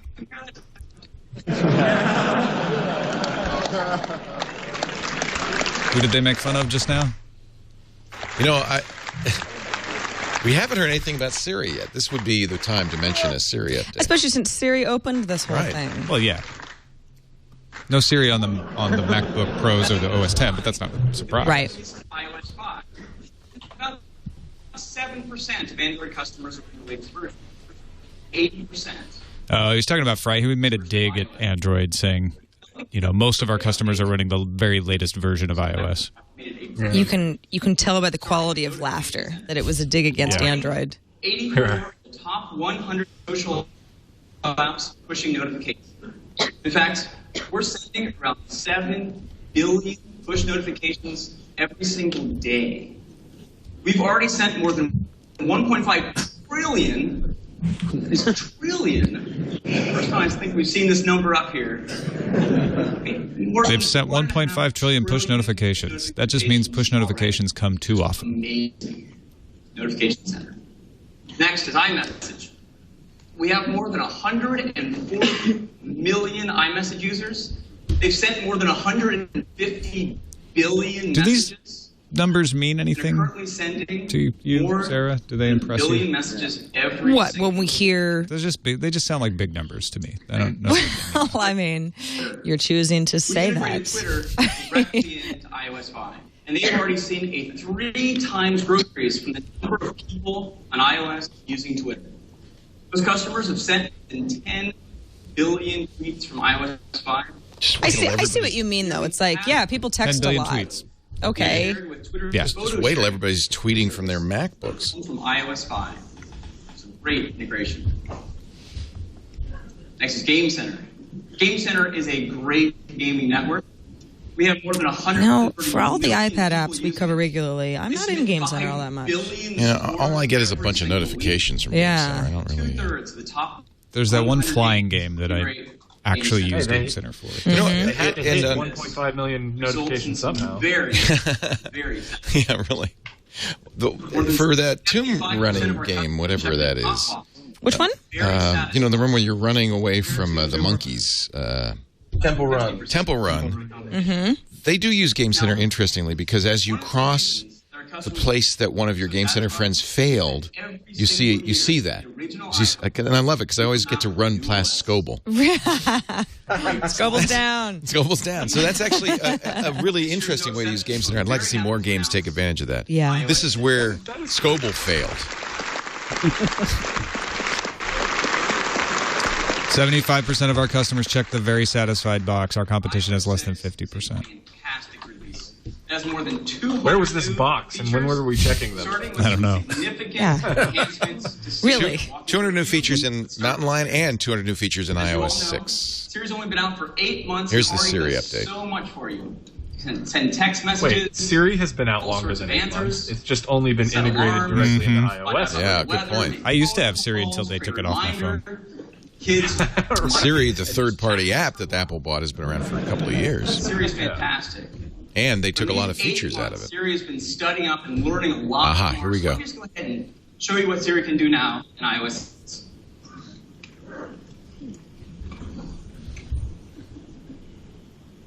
Very brave to do a Siri demo. Seriously. iOS 6. The first thing that Siri has learned in the last 8 months It's canned. is all about sports. So you can ask questions like, what was the score of the last Giants game? 5-zip Rangers. The Giants were downed by the Rangers yesterday. The final score was... Sarah's faster than Siri. It has a nicer voice, I might Sarah add. versus Siri. It's a new game. I like it. I'm so proud. Proudest moment. But sports scores, ask of Siri. You can also ask about individual players like this. What is Buster Posey's batting average? I bet you don't know that. That's true, I don't. 353. Batting average of 290. 290. That's a little more realistic. You get player star and player stats. So I wonder where they're getting this data from. What are Could be the for the National web. League standings? Here are the standings for the National League. I'm guessing they're doing a deal with Scroll down MLB. here, see the Giants there in second place. Yeah. So, For the display, yeah. Siri also knows about basketball. Yeah, it looks like a baseball card. Who is taller, LeBron or Kobe? That's an interesting question. LeBron James appears to be slightly taller. Oh, my God. That is fascinating. So that's an NBA deal. We know they made a deal with NASCAR because, in fact... Yeah. Yeah. James, who's 6'8". I scroll down to Kobe's card, 6'6". Now, it's not football season right now, but Siri also knows about football. So I can ask, when is the San Francisco 49ers' first game of the season? The 49ers Packers game is September 9th, 2012, 1:15 p.m. So the entire... Yeah, it was Twitter that made the deal with NASCAR. I apologize. That's right. Awesome. Of course, Siri's smart enough to know Siri that if you knows ask about about sports. Giants yesterday, they're talking about Giants Next up, baseball. That's a good point. Yeah, what happens in September, though, when you say, what are the standings for the Giants? Yeah, right. It looks like You're in the overlap. it geolocates San you, right? Francisco, Right. Poughkeepsie. I found 15 restaurants. 14 of them are fairly close to you. I've sorted them by rating. Oh, they've added So you have ratings. a lot Are those more Yelp? information about restaurants now, the average price of menu This is a items. response to Google's Type of acquisition of restaurant. Zagat, of If I course. go ahead and choose one of these. I'll choose And Millennium. Google's now including Zagat ratings in its Yeah, really. places. What are the ratings that Siri's Must be pulling Yelp, from? right? We've partnered with Yelp. Yelp. All right. I like this. Tap on that. I do like that. Yeah. Ratings are very helpful. I've actually really enjoyed having Zagat built into the... And you know, I like Zagat, but I really like the obsessive part of Yelp. Really? Like the really obsessed people go Right. to Yelp and write those detailed Right. reviews. Because helpful. Zagat is really the sum of survey results. Mhm. Yelp is actual individual Right. reviews. Number of people and make a reservation. Somebody says they saw Open Table. So Partnered with Open Table. Yeah. Well, Yelp And that's the already old, does. Yeah, and that's the old Siri, by the way, which had an Open Table interface. This I love. So you can ask all sorts of questions. So this is putting back features that were in Siri. These are playing at the Metro. And we're announcing it's coming back to iPhone 4. Siri, now as good as it used to be. Okay. Almost. I found 8 movies at the Metreon. It's just Metreon, Siri. Okay, Not tell you what Metreon. movies are playing. I'll go ahead and choose one. Marvel's The Avengers. You see, we've integrated with Rotten Tomatoes, so you can see ratings, Love and that. reviews. You can even tap to watch the trailer right here in Whoa. Siri. Great. This kind of replaces Flickster, which I've been using for the same functionality. I wonder if Apple's doing these deals directly with Rotten Tomatoes, for instance. They said they integrated them, so maybe. Yeah. And they're owned they by... have Rotten Tomato on iTunes already. So That's right. That's right. I actually use that on iTunes before I rent a movie. Really, really cool. Yeah. I like You that can also feature. ask questions about directors or actors. So I can say, show me movies starring Scarlett Johansson. Please, I beg of you. More. More. I found several movies starring Scarlett Johansson. Nice pronunciation. Movies in the theater as well. The focus is terrible on this feed. We were watching a illicit feed from, who is it? Tech Keynote Feeds Live? Tech Keynotes is what they're called on Twitter. Live Tech Keynotes. And I guess they forgot to refocus after that trailer. Easy to get to them. If you're like me, I have hundreds of apps. Hey, blurry's better than nothing. Apple should learn from I this. can just ask Siri now. We'll sit here and watch a blurry feed. Temple Run. See? Oh, this is the So okay. you can launch apps. You can now finally launch apps, something that Android's done for a long time, and that was a big differentiator, in my opinion.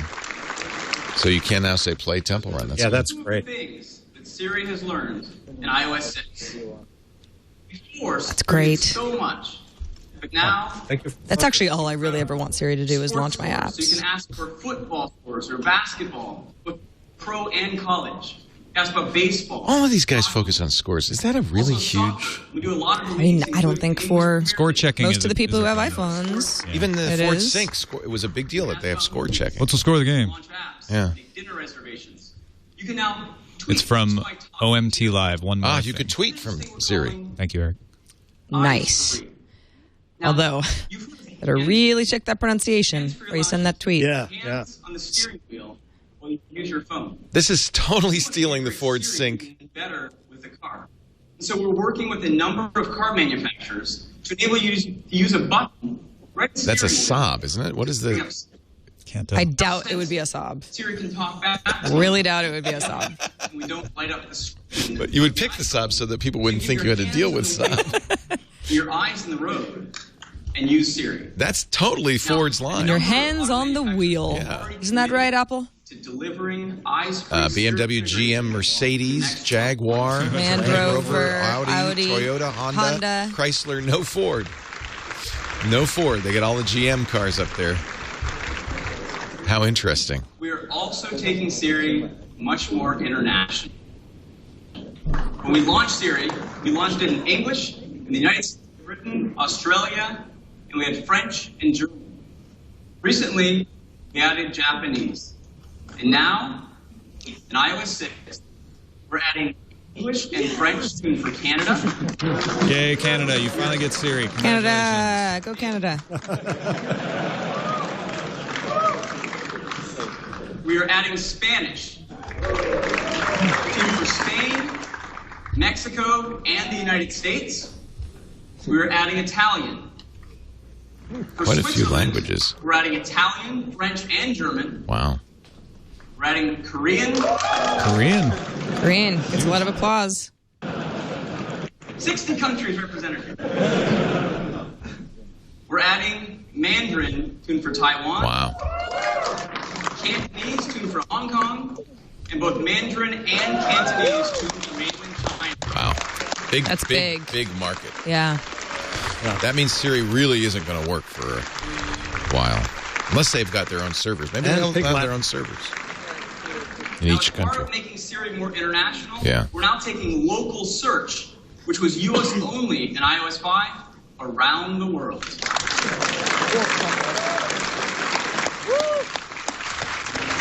Apparently they did mention a new Airport Express For the first time, with dual band Siri Wi-Fi. beyond the iPhone 4S, we're bringing it to the new iPad. All right. Siri on iPad. Full Siri on the iPad. That's fantastic. Now just On the new work, iPad, Siri. Just work. Probably will be the new iPad only. In iOS 6. Next. Facebook. Facebook integration. We have been working with Facebook to create the best Facebook experience ever on a mobile device. We're integrating Facebook right into iOS 6. You can now go to the Settings app and enter your username and password. Now you're ready to go. You don't need to re-log in when you go to an app from the App Store, including Facebook's app. We're also making it really easy to post to Facebook for many of our apps. So you can post photos from the Photos app, post about websites, post locations from Maps. You can talk about your favorite app, Chrome app in this case, from the App Store. You can talk about movies, TV shows, and movies from the iTunes Store. You can talk some smack from the Game Center. We've also integrated it right in with Notification Center. So anywhere you are, just drag your finger down from the top of the screen to reveal Notification Center. You can tap, post to Facebook, and we've added Twitter right into Notification Center as well. Push notifications for fans. We've also integrated Facebook Siri. So you can just talk your phone now to post to Facebook. We've taken this deep integration and made it a public API, so it's easy for apps that's very good. to integrate with Facebook. Yeah. Did he end up going to the zoo? We'll never know, but perhaps pictures will show us the truth in his Facebook timeline. Stop there. We've also integrated it with the App Store. So now you can like apps and search apps your friends like. This is significant Facebook integration. With music, TV shows, and movies. And goodbye, Ping. If your friends are sharing say phone number or an email address. Wouldn't it be funny if he said, "Oh, one more thing, Facebook and Ping together at last." So an API, App Store support with like buttons on the App Store. This is all rumored, but it's weird too because Facebook just launched their App Center that points back to the App Store where you can like an app and post it on Facebook. Seems like we're kind of they're all an in echo chamber, isn't bed it? with each other. Yeah. That's where the powered pillow is so useful. That's why I'm moving to Tizen. The Chinese Facebook, which is now available on iOS. Contact syncing through Facebook. If they didn't know enough about you, Facebook really wants to manage your contacts. That's their ultimate goal. Plaxo. Get back. And you wish it was easy to quickly text a message back to the person or be reminded to call them back later. But iOS 6, new control on the right-hand side of the incoming call. And if you slide that up, you get two new options. You can reply with a message or be reminded to call the person back later. Now I understand why there might have been some This is what you wanted. upset about the Galaxy S3 because that is a feature Samsung put into its Galaxy S3. A missed call, you get an option. Reply with a message. Just tapping on any of these buttons will send a text message or an iMessage right to the caller. And if you choose Remind Me Later, you can be reminded in an hour. My favorite actually is the second one. Remind me when I leave. That'll set up geo-friends around your current location. And that's not new. So when you leave the meeting or leave the building, your phone will pop up an alert reminding you to call that person. That's just a feature Siri with integration into the phone book, which is great. Yeah, that's something I would use. I love location reminders. I really use that a lot. Next up is something we're calling Do Not Disturb. Now, Do Not Disturb. This is something that iPad Today viewers are always asking for. Awaken in the middle of the night by text message. I've got my phone face down, my Android phone face down. Means Do Not Disturb and won't make any noise. Do Not Disturb allows you to tell your phone not to bother you with such interruptions. Now, those push notifications and text messages, they'll still come to your phone. It just won't light up the screen or make a sound to wake you up. It'll be there for you in the morning. Now, you also, with Do Not Disturb, get fine-grained control over which phone calls you'll receive. You can choose to receive no phone calls at all, or just phone calls from your favorites, or from a group that you create. That's a nice feature. In your contact list. And if you choose something that was provided by an Android app. Really wants to get a hold and they're persistent, they call you back within 3 minutes. Nobody even calls me anymore. I guess we use your phone calls. for work a lot, though. And it's like you really need to make sure you don't miss your boss's call, but you don't want to hear from anybody else. This would be great. So some great enhancements to the phone app.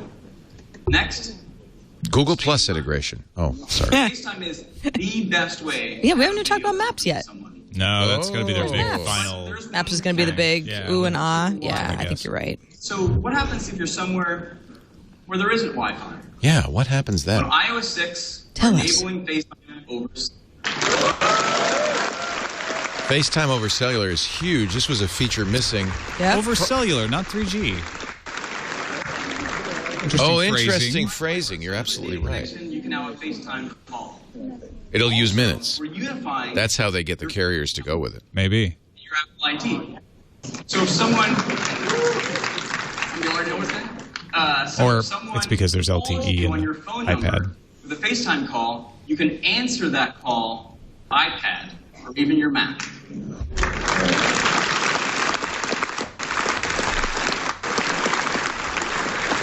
So this is something the carriers did not want. And I think that Apple finally said, okay, we're going to do You it. can receive that and reply on your iPad or your Mac. Of course, Skype has been doing this for some time and other things. But having this built into FaceTime, I think is critical for FaceTime acceptance. The fact that FaceTime was only Wi-Fi for so long really hurts it, I think. The popular mobile web browser on the planet. About 2/3 of all mobile web traffic comes from Safari and iOS. Unifying the phone number and the Apple ID. You heard earlier, we're adding iPad tabs. So from your iPad, you can see all of the Safari. Is Safari the best and most popular web browser on the market? No. No, it's Chrome. Or your Macs. That's We're also Chrome adding and IE are neck and neck. Yeah. reading list. well, Depending on who you talk this to. is what he said. In So iOS 5, just we a added little fact reading checking for you. for you to save a story Maybe he meant web server mobile. away. He's talking mobile because most Mobile. traffic. Is it the best and most popular mobile browser? If you go by Well, an you're amount not of really traffic, allowed maybe, to yeah. choose. Yeah. That's true. We're also adding the ability to upload photos right from I Safari would to your favorite website. wonder if Android would win if Android only had one browser, the way iOS kind of does. Adding something called smart app banners. Now, a lot of people build great apps that are in the App Store. You also have websites. With smart app banners, if someone goes to your website, Safari can optionally put up a banner letting them know about your native app. I hate this feature. Although it's better than the splash screen that a lot of sites are using now. When you go to many magazines, it says, wouldn't you rather download the iPad app? So It's tapping very a banner annoying. takes them right to the store to download your app. Yeah, that's for And publishers. if they've already installed Yeah, but I think you're right. I don't love this either, but it's better than Better the, than a like, full screen I have to sit here takeover. and click Yeah. through a full screen all I the agree. time. Store app. And the website can tell the app what the person was doing on the website so they can pick up in the app where they left off on the website.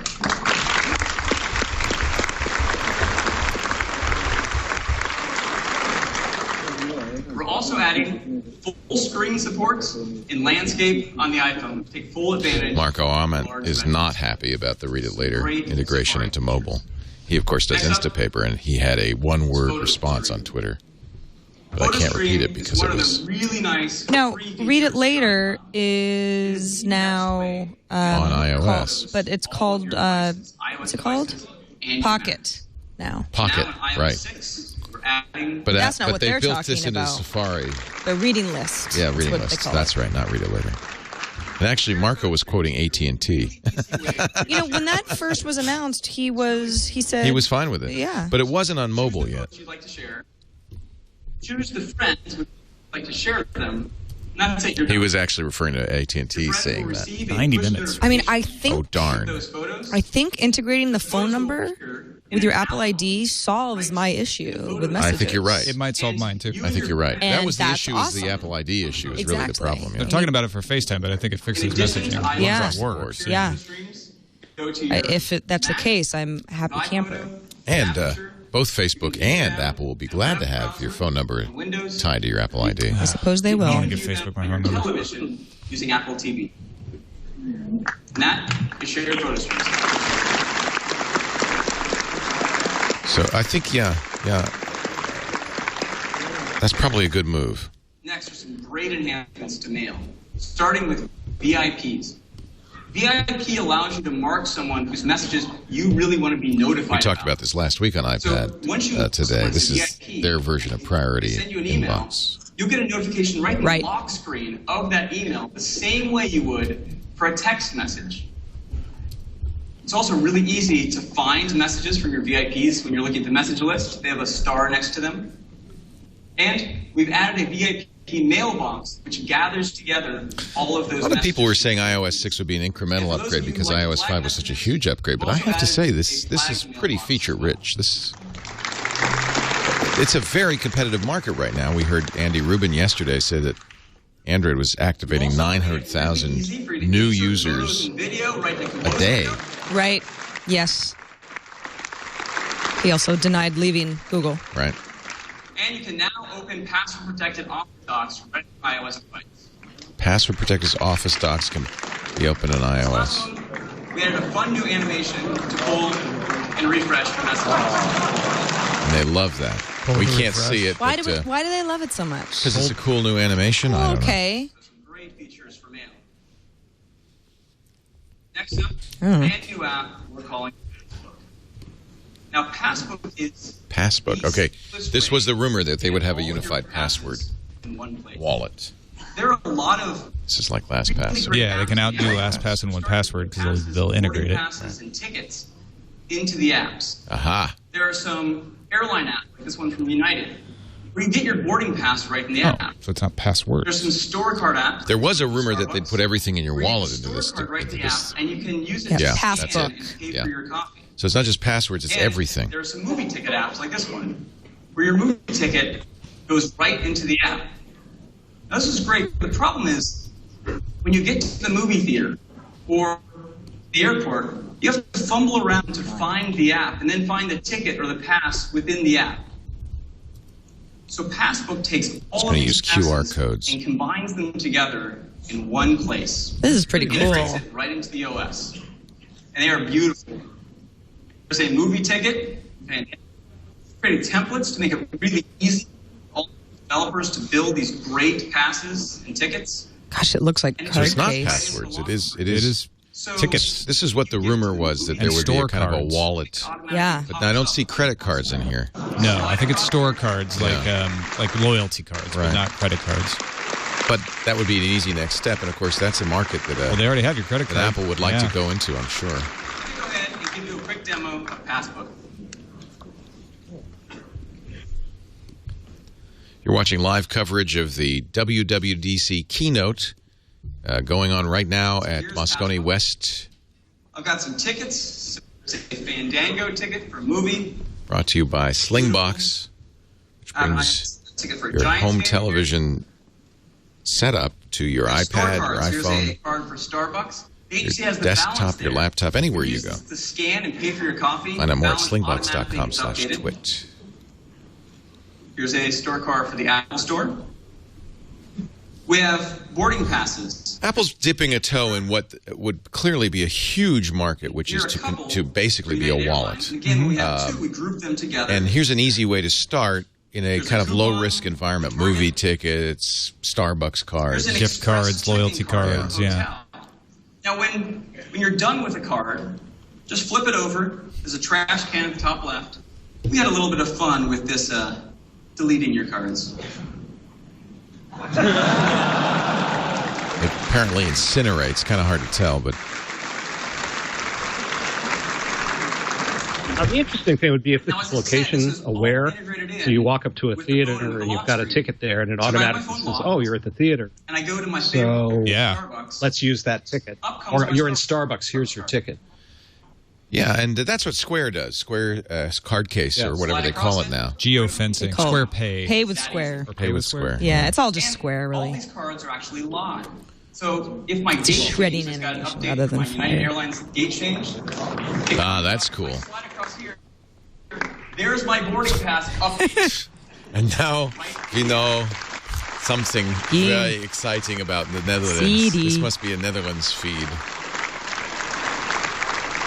Geolocate will pull up your card. There you go, Chris. So that is Passbook. The best way to get all of your passes, tickets together. Yeah, this in is one very much like Square's Next Square Pay.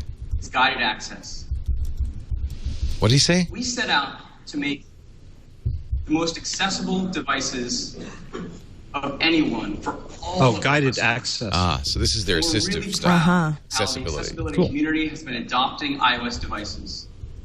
And we've been surprised by the number of children with autism who have been flocking to our devices, Apple really should buy especially our Square. iPads. And we want to make that experience even better. I don't There think are a Dorsey lot would mind. of great apps in the App Store like this one Don't either. that are designed specifically for children with autism. The problem is there's some controls, some settings, other controls in the app that you don't want the child to tap while they're using the app. Guided access allows you to just circle those controls with your finger. We'll figure out which ones you need, and we'll disable those controls for you. Wow. The child now can use the That's app without really accidentally brilliant. hitting those. And we lock the device to a single app mode. So the home button doesn't leave the app. This is something parents have wanted in general. They're aiming at or talking about autistic kids, but boy, any parent with a toddler would love to have this kind of Absolutely. Guided access is great. It allows children with autism to learn independently on their iPad. It is Now, this truly is a great wonderful beyond device for autistic children kids. with autism. I'm It's really single app mode. It's really fascinating that part of this presentation is dedicated to children with autism because it's such a big. It's become such a big segment. It is, and the iPad has really brought that into focus. So if you couldn't hear it, you can circle parts of the interface to disable them. Right. That's part of the guided I access. see Alex Lindsay's in the studio. Do you want to come over, Alex? We can get a mic for you. We can get a mic for Alex. He'll be joining us for Mac Break Weekly after the keynote, a special Mac Break Weekly. Get a comfortable chair. Yeah, this might go on for a while. What are they showing right now? Maps. Maps. Here Maps. we go. Oh, we're almost done. In iOS 6, we have built an entire new mapping solution from the ground up. And it is. I'm excited about new map competition. This is what Tahoe looks like. We're doing all the cartography ourselves. There's New York City, San Francisco. This is a worldwide effort. Bring the world. Here's Italy, New Zealand. It's almost disappointing because we kind of know everything. Android Caston, he's our token Android guy in here. You welcome the competition. Oh yeah, I don't hate an iPhone. I like it. I think it's good. Without competition, it wouldn't. Things wouldn't get better. And we're seeing cross-pollination. I mean, this is one of the kind of the interesting things. A lot of these features, like Do Not Disturb, showed up in Android first, but I like seeing the cross-pollination. It makes it better for everybody. Oh yeah. Well, and that Passport app or that's slick. I'd love to see that. And that's something Passbook that Apple, only an Apple or a Google can do. A third party like Square's got a tough road to hoe to get that into every. Well, that's the problem with something like Square is they introduce this great new way of managing your money, and then the big guys go, "Oh, we'll just build that into." Move over, kid. Exactly. Yeah, like I could use Keyring and Flight Tracker and like 3 different apps to achieve that same effect, but. So how many apps are going to go out of business because of these announcements today? Yeah, quite a few, but this is a tradition with Apple, right? That they say thank you. Just last night I saw this thing called. I saw a company at demo that was trying to build apps for people with disabilities, and I think they've just completely squashed that company there. Yeah. Alex's mic is not on. So, okay, now you can talk, Alex. I was just saying that last night I was just experimenting with AirParrot, which lets you mirror to the Apple TV. But the first thing that went through my head is like, how long is this going to last? And now they're gone. Turn by turn directions. Nice. You're on your way. Is it Quick Ralph? Oh, Quick Route. We'll be monitoring the traffic. I'll give you your ETA.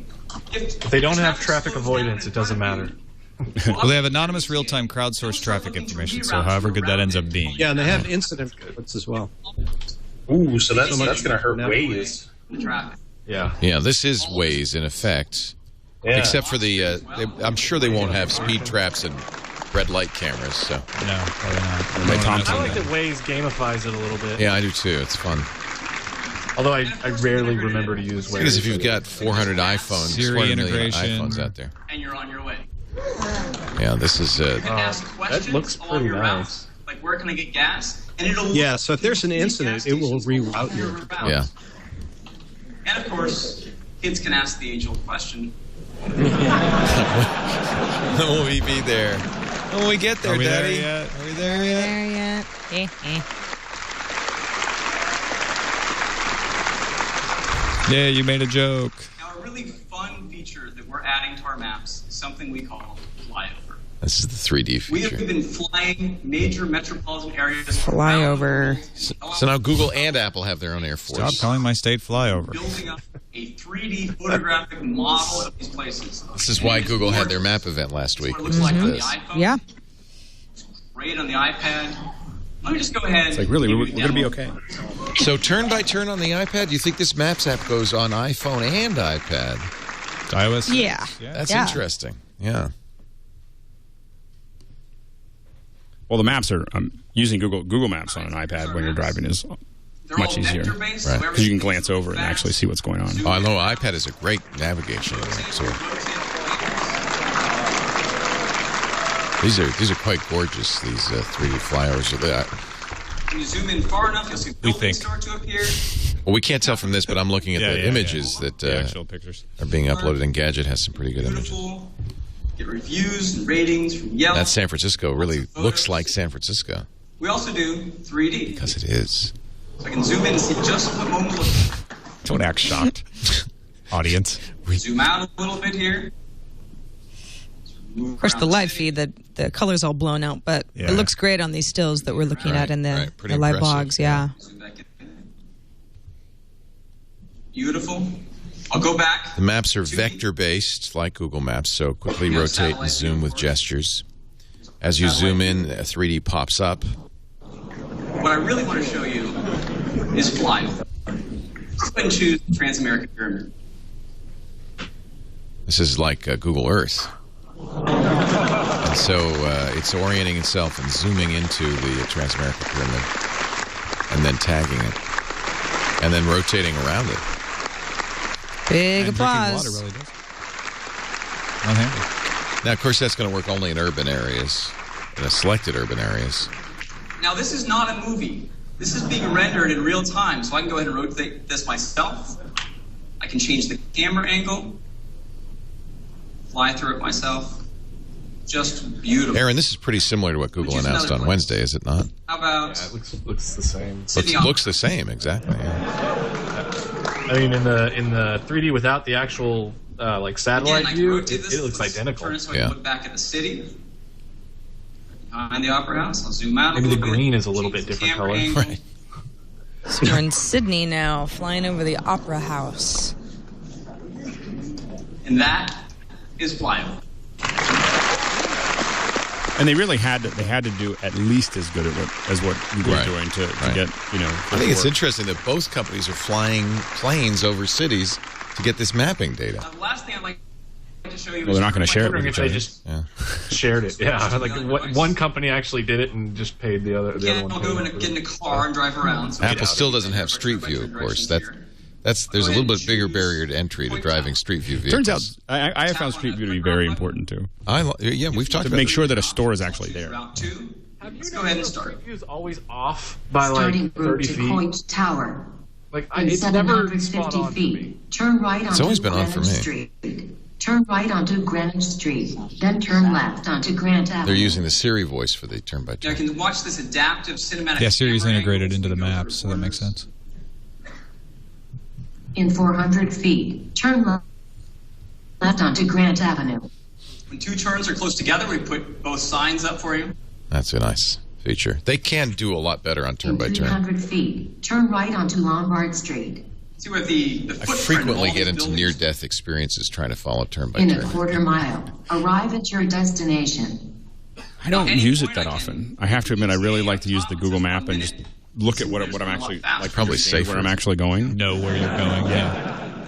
I have no idea where I'm going. Which allows me to zoom out. You can see any part of the route at any time. Zoom in over here to sort of pan around. Or at any point, just tap to resume. See it coming around Telegraph Hill here. Arrived at Coit Tower. It'll just be really interesting to see how this scales as far as like the outline areas. It's one thing to have it all work in the cities. But my Google Maps works really well in Africa. I've got where to this think they're licensing map data from OpenStreetMaps or somebody licensing or borrowing. That's the best guess, yeah. Round up an iOS 6. But that data isn't very good. I mean, the data is good. The graphics are really good. Right. Hopefully they're overlaying that. 200 new user features in iOS 6. There's so much more in here. There are Game Center challenges. So now if you hit an achievement or a high score, it's easy to challenge your friends to try to beat you. We've improved the privacy controls. No thanks. So you can manage whether I get enough notifications. your contacts, calendar, photos. We've completely redesigned the stores to make them just gorgeous and fluid and better promote your apps. Redesigned App Store, nice. We're working on made for iPhone hearing aids. We want the experience of people with hearing aids to be the best it's ever been on an iPhone. We've added per-account signatures in mail. So if you have a personal mail account and a work mail account, you can have different signatures for each. We've added lost mode to find my iPhone. So if you've misplaced your iPhone, iPad, iPhone in this case, you can send a phone number directly to that phone, like your home phone number or your spouse's phone number. And now, if someone needs it, they can just tap on there and it'll call that phone number back, making it that much easier to get your phone back. And all those features you heard about for China, for OS X, we've added all of these to iOS 6 as well. So iOS 6 is a phenomenal release for our customers. It is also an incredible release for all of our developers. We continue to strive to build the best platform on the planet for developers. APIs for Passkit, so all passes you saw for Passbook are really simple to build with that API. There's a Reminders API. You have in-app content purchases. So it links out, say, to iTunes to buy music that someone heard in your app. You can now sell that music right in your app, an in-app content purchase sheet. Transit apps. When building maps, we looked around and realized the best transit apps for metros, for hiking, for biking, are coming from our developers. And so instead of trying to build those ourselves, we're going to integrate and feature and promote your apps for transit right within the Maps app and iOS 6. That's cool. Kind of a fig leaf, or no, not a fig leaf, olive leaf. Right. To the transit Let's all app. work together. And we're giving out a beta Olive of branch. iOS 6 to our developers today. That lost mode is interesting.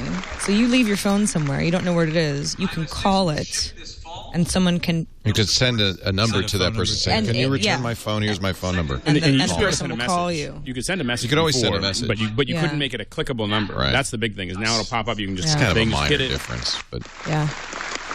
It's actually nobody's I'm going more to worried call you about when they someone steal your phone. stealing my phone Yeah. rather I've than had me people- leaving it on a coffee shop table somewhere. I've had people go through some crazy lengths in San Francisco to give my iPhone back.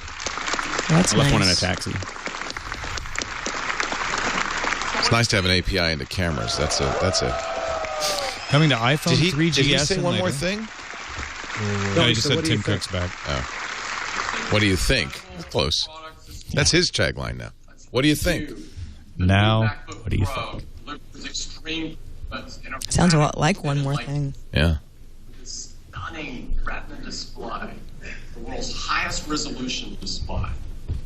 It's the most advanced Mac we have ever built.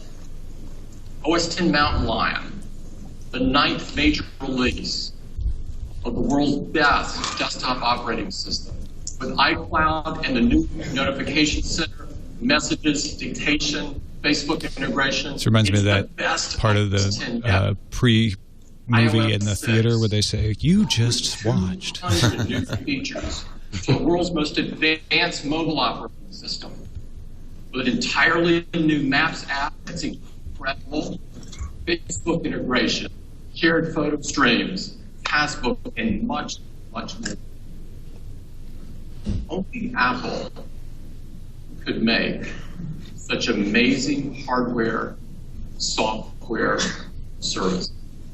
We are so proud of these products. They are perfect examples of what Apple does best. And ultimately, That's why people choose to come to work at Apple. A pitch to get developers to move to Apple. To do the very best work of their lives. That's interesting. To create products that empower people to do great things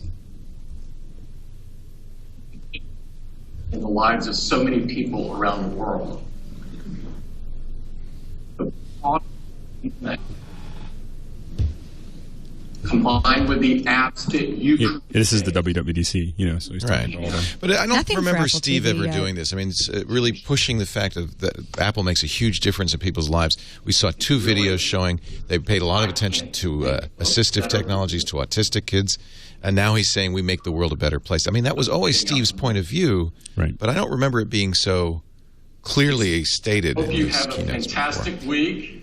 Well, I get the sense that Tim is more. Wish you the best. He's a little more touchy-feely. Yeah. Thank you very much. I mean, Apple has always done really, really great work with assistive technologies, but they hardly ever talk about it. I'm glad that they're bringing it out because compared to what's out there on Windows, for example, and some other systems, you get all this stuff for free and a lot of other hardware you have to pay for. Well, there you have it. That's the keynote from the Worldwide Developers Conference. We're going to get a summation, a summary from our panel and our folks in the Hangout as well in just a moment. Before I do, though, I want to thank our friends at Slingbox for making this possible. Slingbox lets you watch your home TV on your iPad anywhere you go. You hook up the Slingbox to your home theater system, your DVR, your DVD, your satellite or cable box, and to the Ethernet, and suddenly your home TV system is on the internet. That means anywhere you can go, you can watch it. It's password protected. It's only you can watch it, of course. But you don't have to pay any additional fees. It's all built in. You've got the home theater set up. Now you need a Slingbox. Hook it up, then hit the road, put it on your iPad, and you could be watching and even controlling your DVR, changing channels. You're not stuck with anything. You can watch what you've recorded. You can even set new recordings. You can get a Slingbox at Best Buy or Amazon, or find out more at slingbox.com/twit. The Slingbox works with the iPad, any smartphone, an iPod Touch with Wi-Fi or a laptop. Just connect it to the internet, your home TV system, and your TV is on the internet. It's a Slingbox moment. Really great for sports and special events like this one. We thank Slingbox for making it possible to do our live coverage of WWDC. Let's start with you, Chris Breen. Your thoughts? Well, I think that this wasn't entirely the summer of Tim, and so I feel partly vindicated. You half win the bet. I half that, so I think we owe each other a Coke. Okay, deal. Yeah, I was impressed with the MacBook Pro. It does make sense that was released here, the new one. There were other sites that said it's going to be everything. There's going to be a new Mac Pro. Given the power of this new MacBook Pro, that audience for the Mac Pro gets smaller and smaller. Those people who are doing motion picture work, and Alex can certainly speak to this, are either using their old MacBooks or their old Mac Pros, or they're going to HPs, or they're going to some other platform to do this kind of work. But for people who really want the most flexible system around, who are doing pro work, this MacBook Pro is really tempting. It's very powerful. The iOS 6 stuff, I think a lot of it we expected. We got to see the oohs and ahs of it. A few nice things in there. The new ability to put your protected stuff into your Passbook looks very nice. Mountain Lion, I think we saw just about everything that was in there. That I think, again, that was mostly for the press so they could talk about what they'd seen. I think it was a solid keynote. It was a little long. And also, as we mentioned at the end, Tim is a little more touchy-feely, a little more emotional than Steve Jobs was. I think they made a bigger pitch to talk to developers. Maybe they were reaching out to people who were still developing primarily for Android and saying, really, the water's fine. You might want to check this out. But also to say, we're glad you're here. This makes sense. We're trying to work with you. You're certainly contributing a lot of money to us through our 30% cut and through the sales of devices, because your stuff is ultimately what drives these devices. So thank you very much. So again, I thought it was good. No huge surprises, and I'm thankful for that. Tom Merritt? I agree with Chris. I think we saw a different style with Tim Cook, and it's more of a style that says, instead of, hey, we're the best, we're going to let our work speak for ourselves, you're going to develop on us because we're the best, and we're not going to try to convince you of that. I think Tim Cook's saying, no, we appreciate you, and I don't mind saying that. Yeah. I think the next generation MacBook Pro was very compelling. I'm right now thinking about, do I want to buy an Ultrabook? Or do I want to buy a MacBook Air? I don't want to buy a MacBook Air, but I definitely am tempted into not going into the lightweight thing. At 4 pounds plus, 4.5 pounds, this has everything I need in it at a little more expensive than what I could get in a Windows machine, but you get that flexibility of operating systems that I like to have. It's a very compelling device there. I wouldn't be surprised to see some refreshes on the Mac Pros and the iMacs, just not done during the announcement. Minor refreshes to processors and specs. Yeah, that could be in a press release. I could see the Mac Pro getting bumped up in a press release and saying, "Yeah, okay, we did," but no major form factor. Mountain Lion, we got a release date. Ships next month, $20, like that. iOS 6 looks great. Facebook integration is very interesting. Passbook and guided access, I think, were extremely interesting, and that's coming in the fall. So you can count on a new iPhone coming this fall, as we would expect. iOS 6, by the way, and thanks to the chat room for passing this along, if you go to apple.com/iOS, iOS 6, compatible with the iPhone 3GS and later. You have to have a 3GS or later. That means the iPhone 3GS, the iPhone 4, the iPhone 4S, iPod Touch 4th generation or later, and not the iPad 1, just the iPad 2 and the new iPad. Those are the iOS 6 compatibility facts. Sarah Lane, what do you think? You know, talking about this being a little bit more of a touchy-feely presentation, in a way I got a little bit of almost a threatening type of a thread going on. In a way, it's like, these are all of the things that developers make every day and help people all over the world. What kind of person are you? What kind of developer are you? You wouldn't want to stop doing that, would you? I'm not, and I'm not saying this is good or bad, but I think that it is very deliberate. It's not just a, hey, our ecosystem is a bed of roses type of a thing. Right. There's a little bit of a, they're trying to compel folks to believe that Apple's the best if they don't already. I think the FaceTime over cellular is very interesting. I don't use FaceTime at all. Might you now, though? Well, part of the fact was that I thought, whenever I think about it, it's a little bit limiting. It's not going to work this way.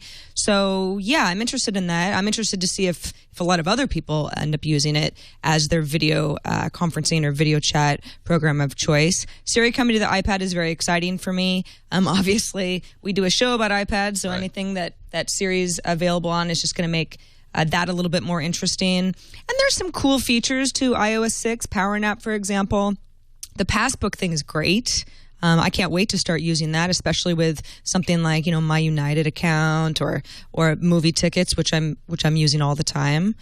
And yeah, that new MacBook Pro is amazing. I'm not really in the market right now for one, but it's a lot cheaper than I thought it would be. Yeah, starting at $2,100. That was surprising. Alex Lindsay, you joined us late, but you've been watching the whole thing, right? Yeah. Okay. What do you think? Well, the MacBook Pro is pretty amazing. I mean, it's the real question is it amazing enough to replace the Pro line? I think for probably 95% of the people that need a Mac Pro, this new MacBook Pro solves their problems. There's a handful of 3D developers and really high-end developers and people who need some extra pieces that may have Xeon. Is it a Xeon they need? Is it the bus? It's the big graphics cards. You know, like really like you cannot replace the graphics card in this. Like my Mac at home has a $2,000 card that it runs heavy duty 3D graphics and rendering and so on and so forth. That is it's not going to. This may even add up to it. We haven't tested it, but the point is that it's. That really heavy duty work is the only area that might be there, but that's such a small part of the market. What's interesting is if you look at USB 3 and you look at 2 Thunderbolt and look at HDMI, from my perspective, if you wanted to go do a live event and hook 4 HD cameras, I'm not talking web cameras, I'm talking 4 high quality HD cameras and edit it through Wirecast and then output it to another monitor, you could do that with this laptop. Through just some interface USB 3 interfaces and Thunderbolt interfaces, and so it is it's pretty outstanding. I'm really glad they moved to USB 3. Anyway, so it's exciting. I think it's going to be really interesting to see how the Google Maps, or not the Google Maps, but the Apple Maps compete with Google Maps. I think it's an issue for Google because of how large the iOS market is. For Apple to kick them to the curb, I think that's going to be something that's why they had that. You can see why they were nervous and why they had to show what they had before this event. And then the dictation I think is great. I think it's exciting. So. Tom, we're going to let you go. I know you have to get ready for TNT. Yep. We're going to get ready to do Mac Break Weekly. Sarah, you want to stick around? Well, it's 12. I've got a couple hours for TNT. Maybe you got to go to work. Yeah. You can leave. For some reason in my head, I was like, hour-long keynote. It was 2. Yeah, it was a 2-hour keynote, but it didn't feel long to me. There was so much. They kept it moving. I thought it was denser than a lot of the old Steve ones. It was really dense. There was a lot less of we're selling. Right. We're the number one. We're the best. Remember the last keynote? We were kind of overwhelmed by the amount of marketing BS, right, and underwhelmed by the amount of content. This exactly flipped that model on its head. Yeah. Chris, do you want to? Well, we're going to talk to the Hangout in just a second. Hang on, Hangout. Chris Breen, do you want to stick around for Mac Break Weekly? It's up to you. Sure, I'd love to. All right, and we're going to get Andy and Akko on the line as well, but you two can take off. By the way, thanks to the chat room, here are and this was apparently a one-liner that I missed in the keynote. There is a new Airport Express. Mm-hmm. The Airport Extreme has always had 2.4 and 5 gigahertz dual band. Now the Express will as well. For $99. It's interesting that they updated this. It makes me think that there's something more going on, maybe with a home theater that meets the eye here. So it looks like the biggest change in the new Airport Express is the ability to do dual bands. It is still just 802.11n. We heard nothing either. Well, and let me point out the things we didn't hear today. We didn't hear about new Mac Pros. We didn't hear about a new iPhone. We didn't hear about a 7-inch iPad or a new iPad. We did not hear about an Apple TV of any kind, whether it be an SDK or a updated box or apps or any of the rumors that we thought we might hear. No iMac mentions at all. There was an iMac pictured in a screen, but we didn't hear any iMac news at all. Whether the iMac and the Mac Pro will be updated, I think they have to be because Ivy Bridge is the new Intel chipset, so it has to be updated across the board, or perhaps deprecated. I'm wondering. There's part of me that thinks that we're looking at a long-term trajectory of a Mac Mini, a Mac, the MacBook Pro, and iPads and iPhones. I understand what you're saying there.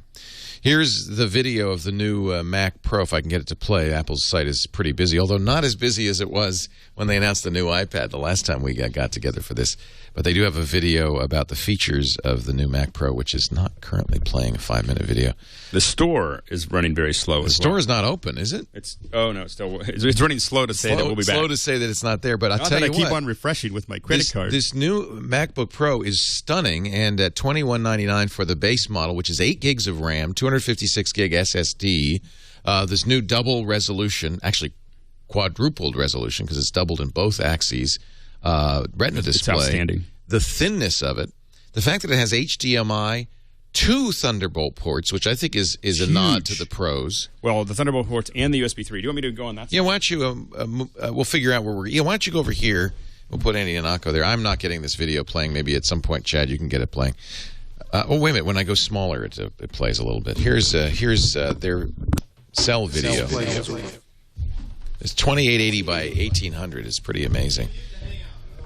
Oh, the Hangout's causing a problem. All right. Well, we'll just look at it while we talk over it. And it's got zebras. It's the first MacBook Pro with actual zebras built into it. Oh, nice. They're talking about this high resolution. What is the DPI on that resolution? Does anybody have the DPI? I saw it go by as 228 or 288. The DPI calculator up. It's 220 DPI. So that's lower, of course, than on the iPhone or any mobile Retina display, including the iPad. But it's still anything bigger than that starts to get good silly. For anything at your arm's length, I would say. Well, it's sharper than your Blu-ray. It's sharper than your Blu-ray. That's a very good point. It's better than 1080p. We're going to have to start making Mac breaks at 2880 by 1800. 2 USB 3 points, an SD card. Now, I think this is, and they do talk about the fact that all the Pro apps have been updated for this new display, including Aperture. This is a big sell point. Aaron Hilligas is here. Why don't you come on over? You're already up here. How'd you get here so fast, Aaron? Oh, thank you for coming up early. We appreciate it. Aaron Hilligas from Big Nerd Ranch is going to give us the developer perspective. And, you know, because you didn't actually learn anything that was NDA'd, you can talk. That's right. We like that. This is awfully thin. We're looking at this video of the new MacBook Pro. It is the thinness of very close to the thinness of a MacBook Air, and only about half a pound heavier for a 15.4-inch screen. Really try not to drool all over this mic. Repairability, though, is going to be very low because this screen is bonded into. You just need to get it now. You need to get a new top. You need to get AppleCare. This is one you might want to get AppleCare for. Exactly. Like people who buy Macs without AppleCare are crazy, especially the way they're built. It's just anything is expensive to fix. Right.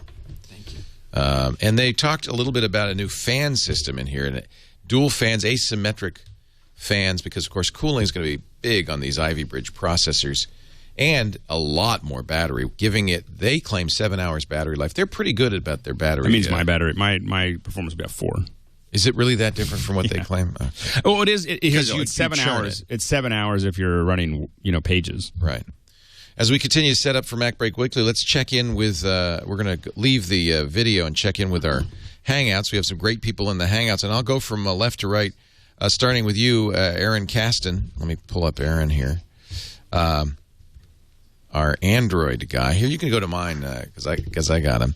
I can't quite read your lower third. It looks like Android HHQ Organizer. What is that? Oh, barbecue. Barbecue. Not right at all, did it? Yeah, he is organized as a barbecue. Cheese lover. and a cheese lover. Organizer. So, Aaron, you represent the Android point of view looking at these new developments in iOS 6. And of course, it's pretty obvious to anybody who uses Android, as I do, as well as the iPhone, that a lot of this was cribbed from Android. But on the other hand, Apple can integrate it so much more nicely by doing it at themselves. Mm-hmm. And there is no analog to Passbook, as far as I know, on Android. You can achieve a similar effect to Passbook, but not with a single app. Yeah. The Keyring will manage your loyalty card. You could use some different flight apps for flight tracking and different movie apps for movie stuff. But that's been on the iOS platform as well, and that's kind of what Apple's doing. And they're providing an API. And I think that's amazing. I'm really interested in Passbook. That's pretty awesome. APIs to affect a lot of what they're doing. And remember, this is a developer's speech, but I think that's something that developers want to hear. If it's one thing for Apple to say we've got Game Center, we've got Notification Center, we've got Passbook. It's another thing entirely to say, and you can use it too. They even added I think they added an API for the camera application, which has always been an issue. Your app can now control focus and exposure, which is pretty good. It's a really big deal. Really big deal. I mean, the thing is that is one of the chief complaints we have about web cameras in general, is that they're going all over the place. The exposure's everywhere, being able to override that is a big deal. Right. Yeah. I really was interested in the crowdsourced traffic stats, because there's so many iPhones out there. With Android, you have Google's giving you traffic stats as well, but I think they use like city stuff like. I don't think theirs is crowdsourced. And there's Waze, which I guess Waze is using iPhone and Android, but I think 300 million whatever number of iPhones that are on the road right now reporting traffic stats. It's gonna be pretty impressive, accurate traffic information. It's a huge advantage. Yeah, that could be a big advantage in the Maps area for Apple over Google. Pretty obvious that Apple's playing catch-up on Maps. Most of the features looked very similar to what Android will be offering, Google will be offering on Android. But at the same time, the major features are there, and I think there are some opportunities for Apple to do a better job, for instance, in turn-by-turn integration with Siri. Some of those things might give Apple a little bit of an advantage.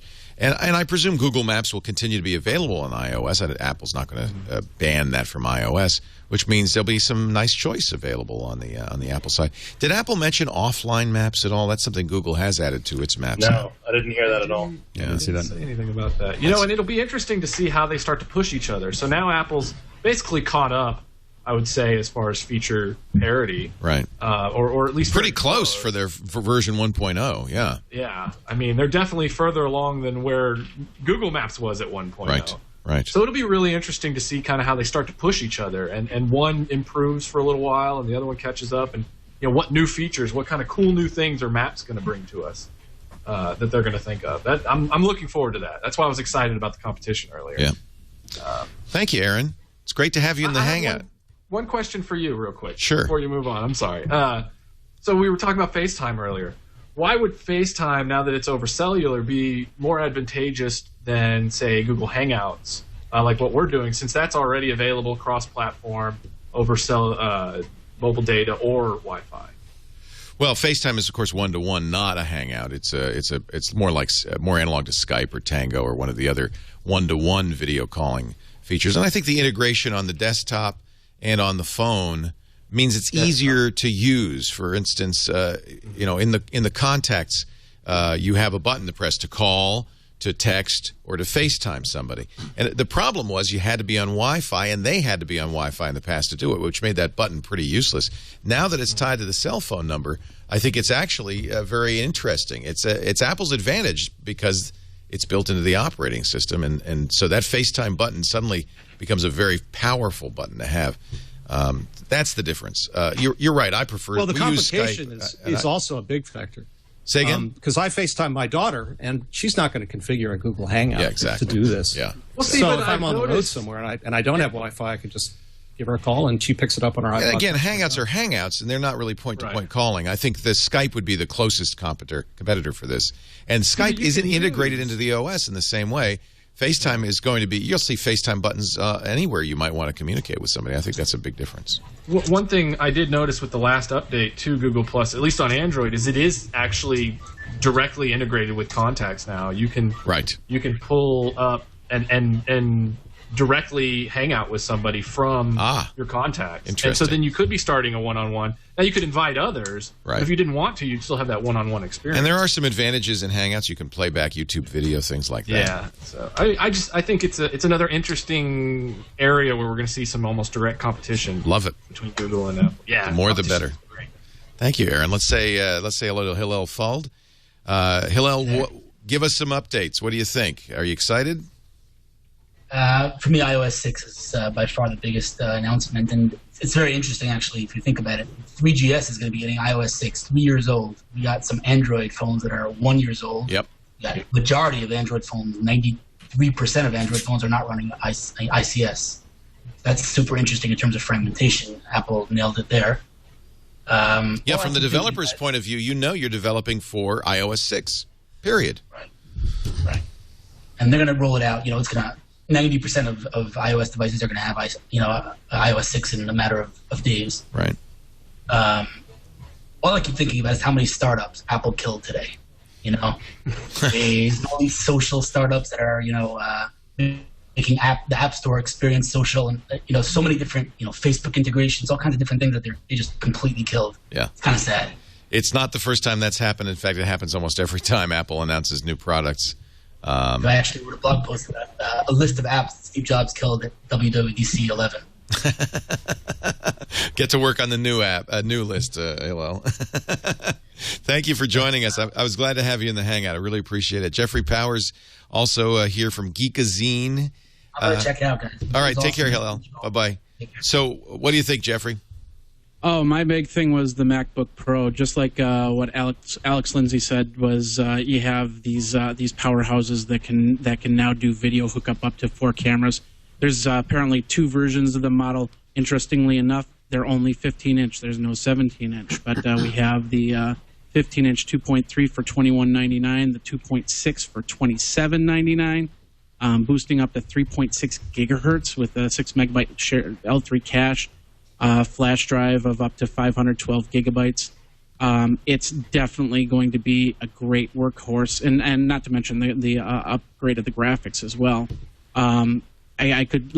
We could see somebody with a couple of Canon cameras hooked up right in like a Blackmagic box or something like that, and doing some great work through a program like Wirecast. As for iOS 6, it was expected. I like all the features and the upgrades. The Facebook integration, of course, that was a big addition to the whole thing. And then, of course, Lion. I can't wait to get that on my system. Some people are getting the store. We're not. We just tried to get into the Apple Store. But some people in the chat room are reporting that the Apple Store is up, that the Mac Pro has been minorly upgraded. So I'm not going to say that's for sure. They said that, but I looked at it. I didn't see any updates. It's often confusing. Yeah. Right. Maybe it didn't have Thunderbolt, which is what we really. Apparently, they're also saying the Mini has a minor upgrade, but Thunderbolt's what we're really looking for on the Mac Pro. So we'll keep checking on that. And of course, the first thing I'm going to do as soon as I can get into the Mac store is to buy one of those new MacBook Pros. Those are I don't know if I really want to get one. Okay, you don't get one. I'll get one. And then you can come look at it and drool. He's sitting there with a 17-inch laptop in front of him. Thank you, Jeffrey. Appreciate it. Geekazine.com or at Geekazine on the Twitter. Let's say hi to Russell Holly from Geek.com. Russell, your thoughts? I think the most impressive thing about the presentation today was that all of the hardware products that were made available, they're available right now. Yeah, I mean, they're available today. And that's something that, especially on the heels of, the Computex Summit that just happened in Taipei, where a lot of these devices are months away from being seen, but they caught a lot of blogs' attentions over the past week. Apple shut all of that down today by having this stuff available right here and now. And that's a powerful thing. Yeah, I can remember a couple of keynotes when I was still invited to keynotes where we would rush out the door after the keynote and rush over to the Apple store on Market Street to get in line. But that hasn't happened in a while. This is pretty exciting to say. These are available day and date. And that seems to be something new. That might be Tim Cook. That Tim Cook was always the supply chain guy, the guy who made things happen in the supply chain. And if anybody could get the supply chain ramped up fast and cranking these things out in absolute secrecy, by the way, although we've seen parts from the iPhone 5 and we heard some rumors about the MacBook, this is not exactly what we expected. And I think it makes a lot of sense. You get people excited. You want to get them to go out and be able to go out and buy now, walk away with it. Why not? Yeah. So I think you can lay that directly at the door of Tim Cook, and he is the logistics guy. He's the supply chain guy, and he's showing off a little bit here, saying, "Hey, and by the way, it's ready now. They've been in a container from China for the last 2 weeks, and they are now at the Apple stores." Russell, thank you for joining us. Geek.com to read Russell Holly. It's great to have you. I love doing these hangouts with these keynotes. It's just so much fun. Tim Street joined us when the new iPad came out. He's back again. Tim Street, of course, Mr. Hollywood. He did the French Maids TV, and he's done a lot of other great stuff on YouTube and elsewhere. And he really reflects the Hollywood point of view on all this, the pro video guy. So what are your thoughts? Well, I got to say I was a little disappointed that we didn't get any Apple TV news or a new thing. But with the Retina display coming to the Mac, I think that it points a direction. And so I think maybe later this year, before Christmas, will be our next chance. But that's what I'm excited about. And also the fact that all this stuff is available, that right away, I hope that's a trend that continues. Yeah. Although they do seem to get something out of building those lines around the store. So they may not give those away. Yeah, there was no word at all about whether an iPhone 5 would be available this year even. No word at all about a new iPhone. The focus on iOS 6 was on upgrading existing platforms. iOS 6 will be available on the iPad 2 and the new iPad, but I do think some of the features that he talked about were only on the new iPad. Was it Siri updates? No, it was he said something only on the new iPad. And then, of course, surprisingly, iOS 6 will be available on the iPhone 3GS, the iPhone 4, and the iPhone 4S. Thank you, Tim Street, for joining us. Really appreciate it. Thank you. All right. Take care. We're going to close down the Hangout now and get ready for Mac Break Weekly so we can get Andy Anako on the line and prepare for Mac Break Weekly. Now that we've got Aaron Heligas here from Big Nerd Ranch, the man, the hat, the legend, we can ask you, Aaron. You've been watching. Well, you were there for the first hour. I was there for the first hour, and then I drove up. And I have a list of 7 fascinating topics, but I've been saving them for the moment when the show starts. You rock, Aaron. You rock. And so we'll I'm only save going to them. talk about stupid stuff. We'll save them. Now. Well, tell me then, since you were actually in the room, a little bit about the feeling in the room, what it was like there, what developers was it a full house? Yeah, no, definitely a full house. So I waited in line for a couple of hours. Wow. It was around in the entire block of Moscone. So you went to the front door and then you walked 10 feet, and that was the back of the line. You went around the block, which took 2 hours, and then you got to go inside. Everyone was really excited. Everyone is always really excited for WWDC. No one really knew what was going on. There were no good predictions except for the map. We knew there would be new maps. New maps, and everyone was sure that laptops are going to be updated. But really, beyond that, everything was a mystery to us. Yep. I guess we'll thank you for joining us. That concludes our live coverage of the WWDC keynote for 2012.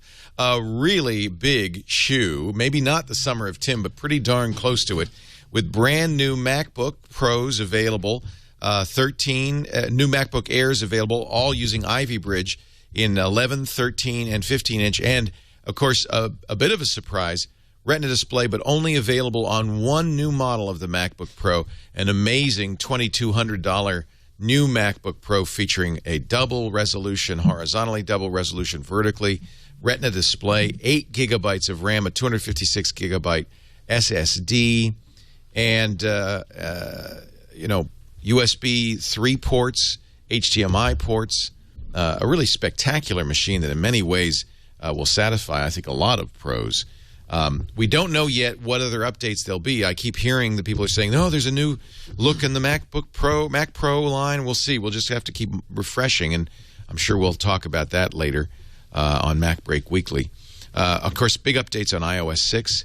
A real surprise, Mountain Lion will be available next month. They didn't give an exact date, for only $20 for updating all your machines, and that will be for every version of OS X since Snow Leopard. So Apple's really making a big commitment to getting everybody up on Mountain Lion. Mountain Lion adds a number of new features, including a notification center that will, and a power napping that will update your notifications even when the notebook is asleep. And it'll power nap and then wake up and say, hey, here's what you missed while I was sleeping. Also, some pretty exciting integration in iOS, and it looks like on the desktop, to Twitter and to Facebook. Yes, the Facebook rumor is true. Facebook will be all over iOS 6. So thank you for joining us on our very special edition, Worldwide Developers Conference coverage on the TWiT network. We'll make this available as a TWiT special, episode number, is it 127? 127 on our TWiT feed, so go to twit.tv/specials as always when we have a special. And thanks especially to Slingbox for making it possible to do our live coverage. Go to slingbox.com to find out more about this amazing device that turns your iPad, your iPhone, your Android phone into a television, your laptop as well. With the new iPad app from Slingbox, you can watch your home TV on your iPad anywhere you go, just in time for the Olympics. You pick it up at Best Buy, Amazon. Find out more at slingbox.com. I'm Leo Laporte. Thanks for joining us.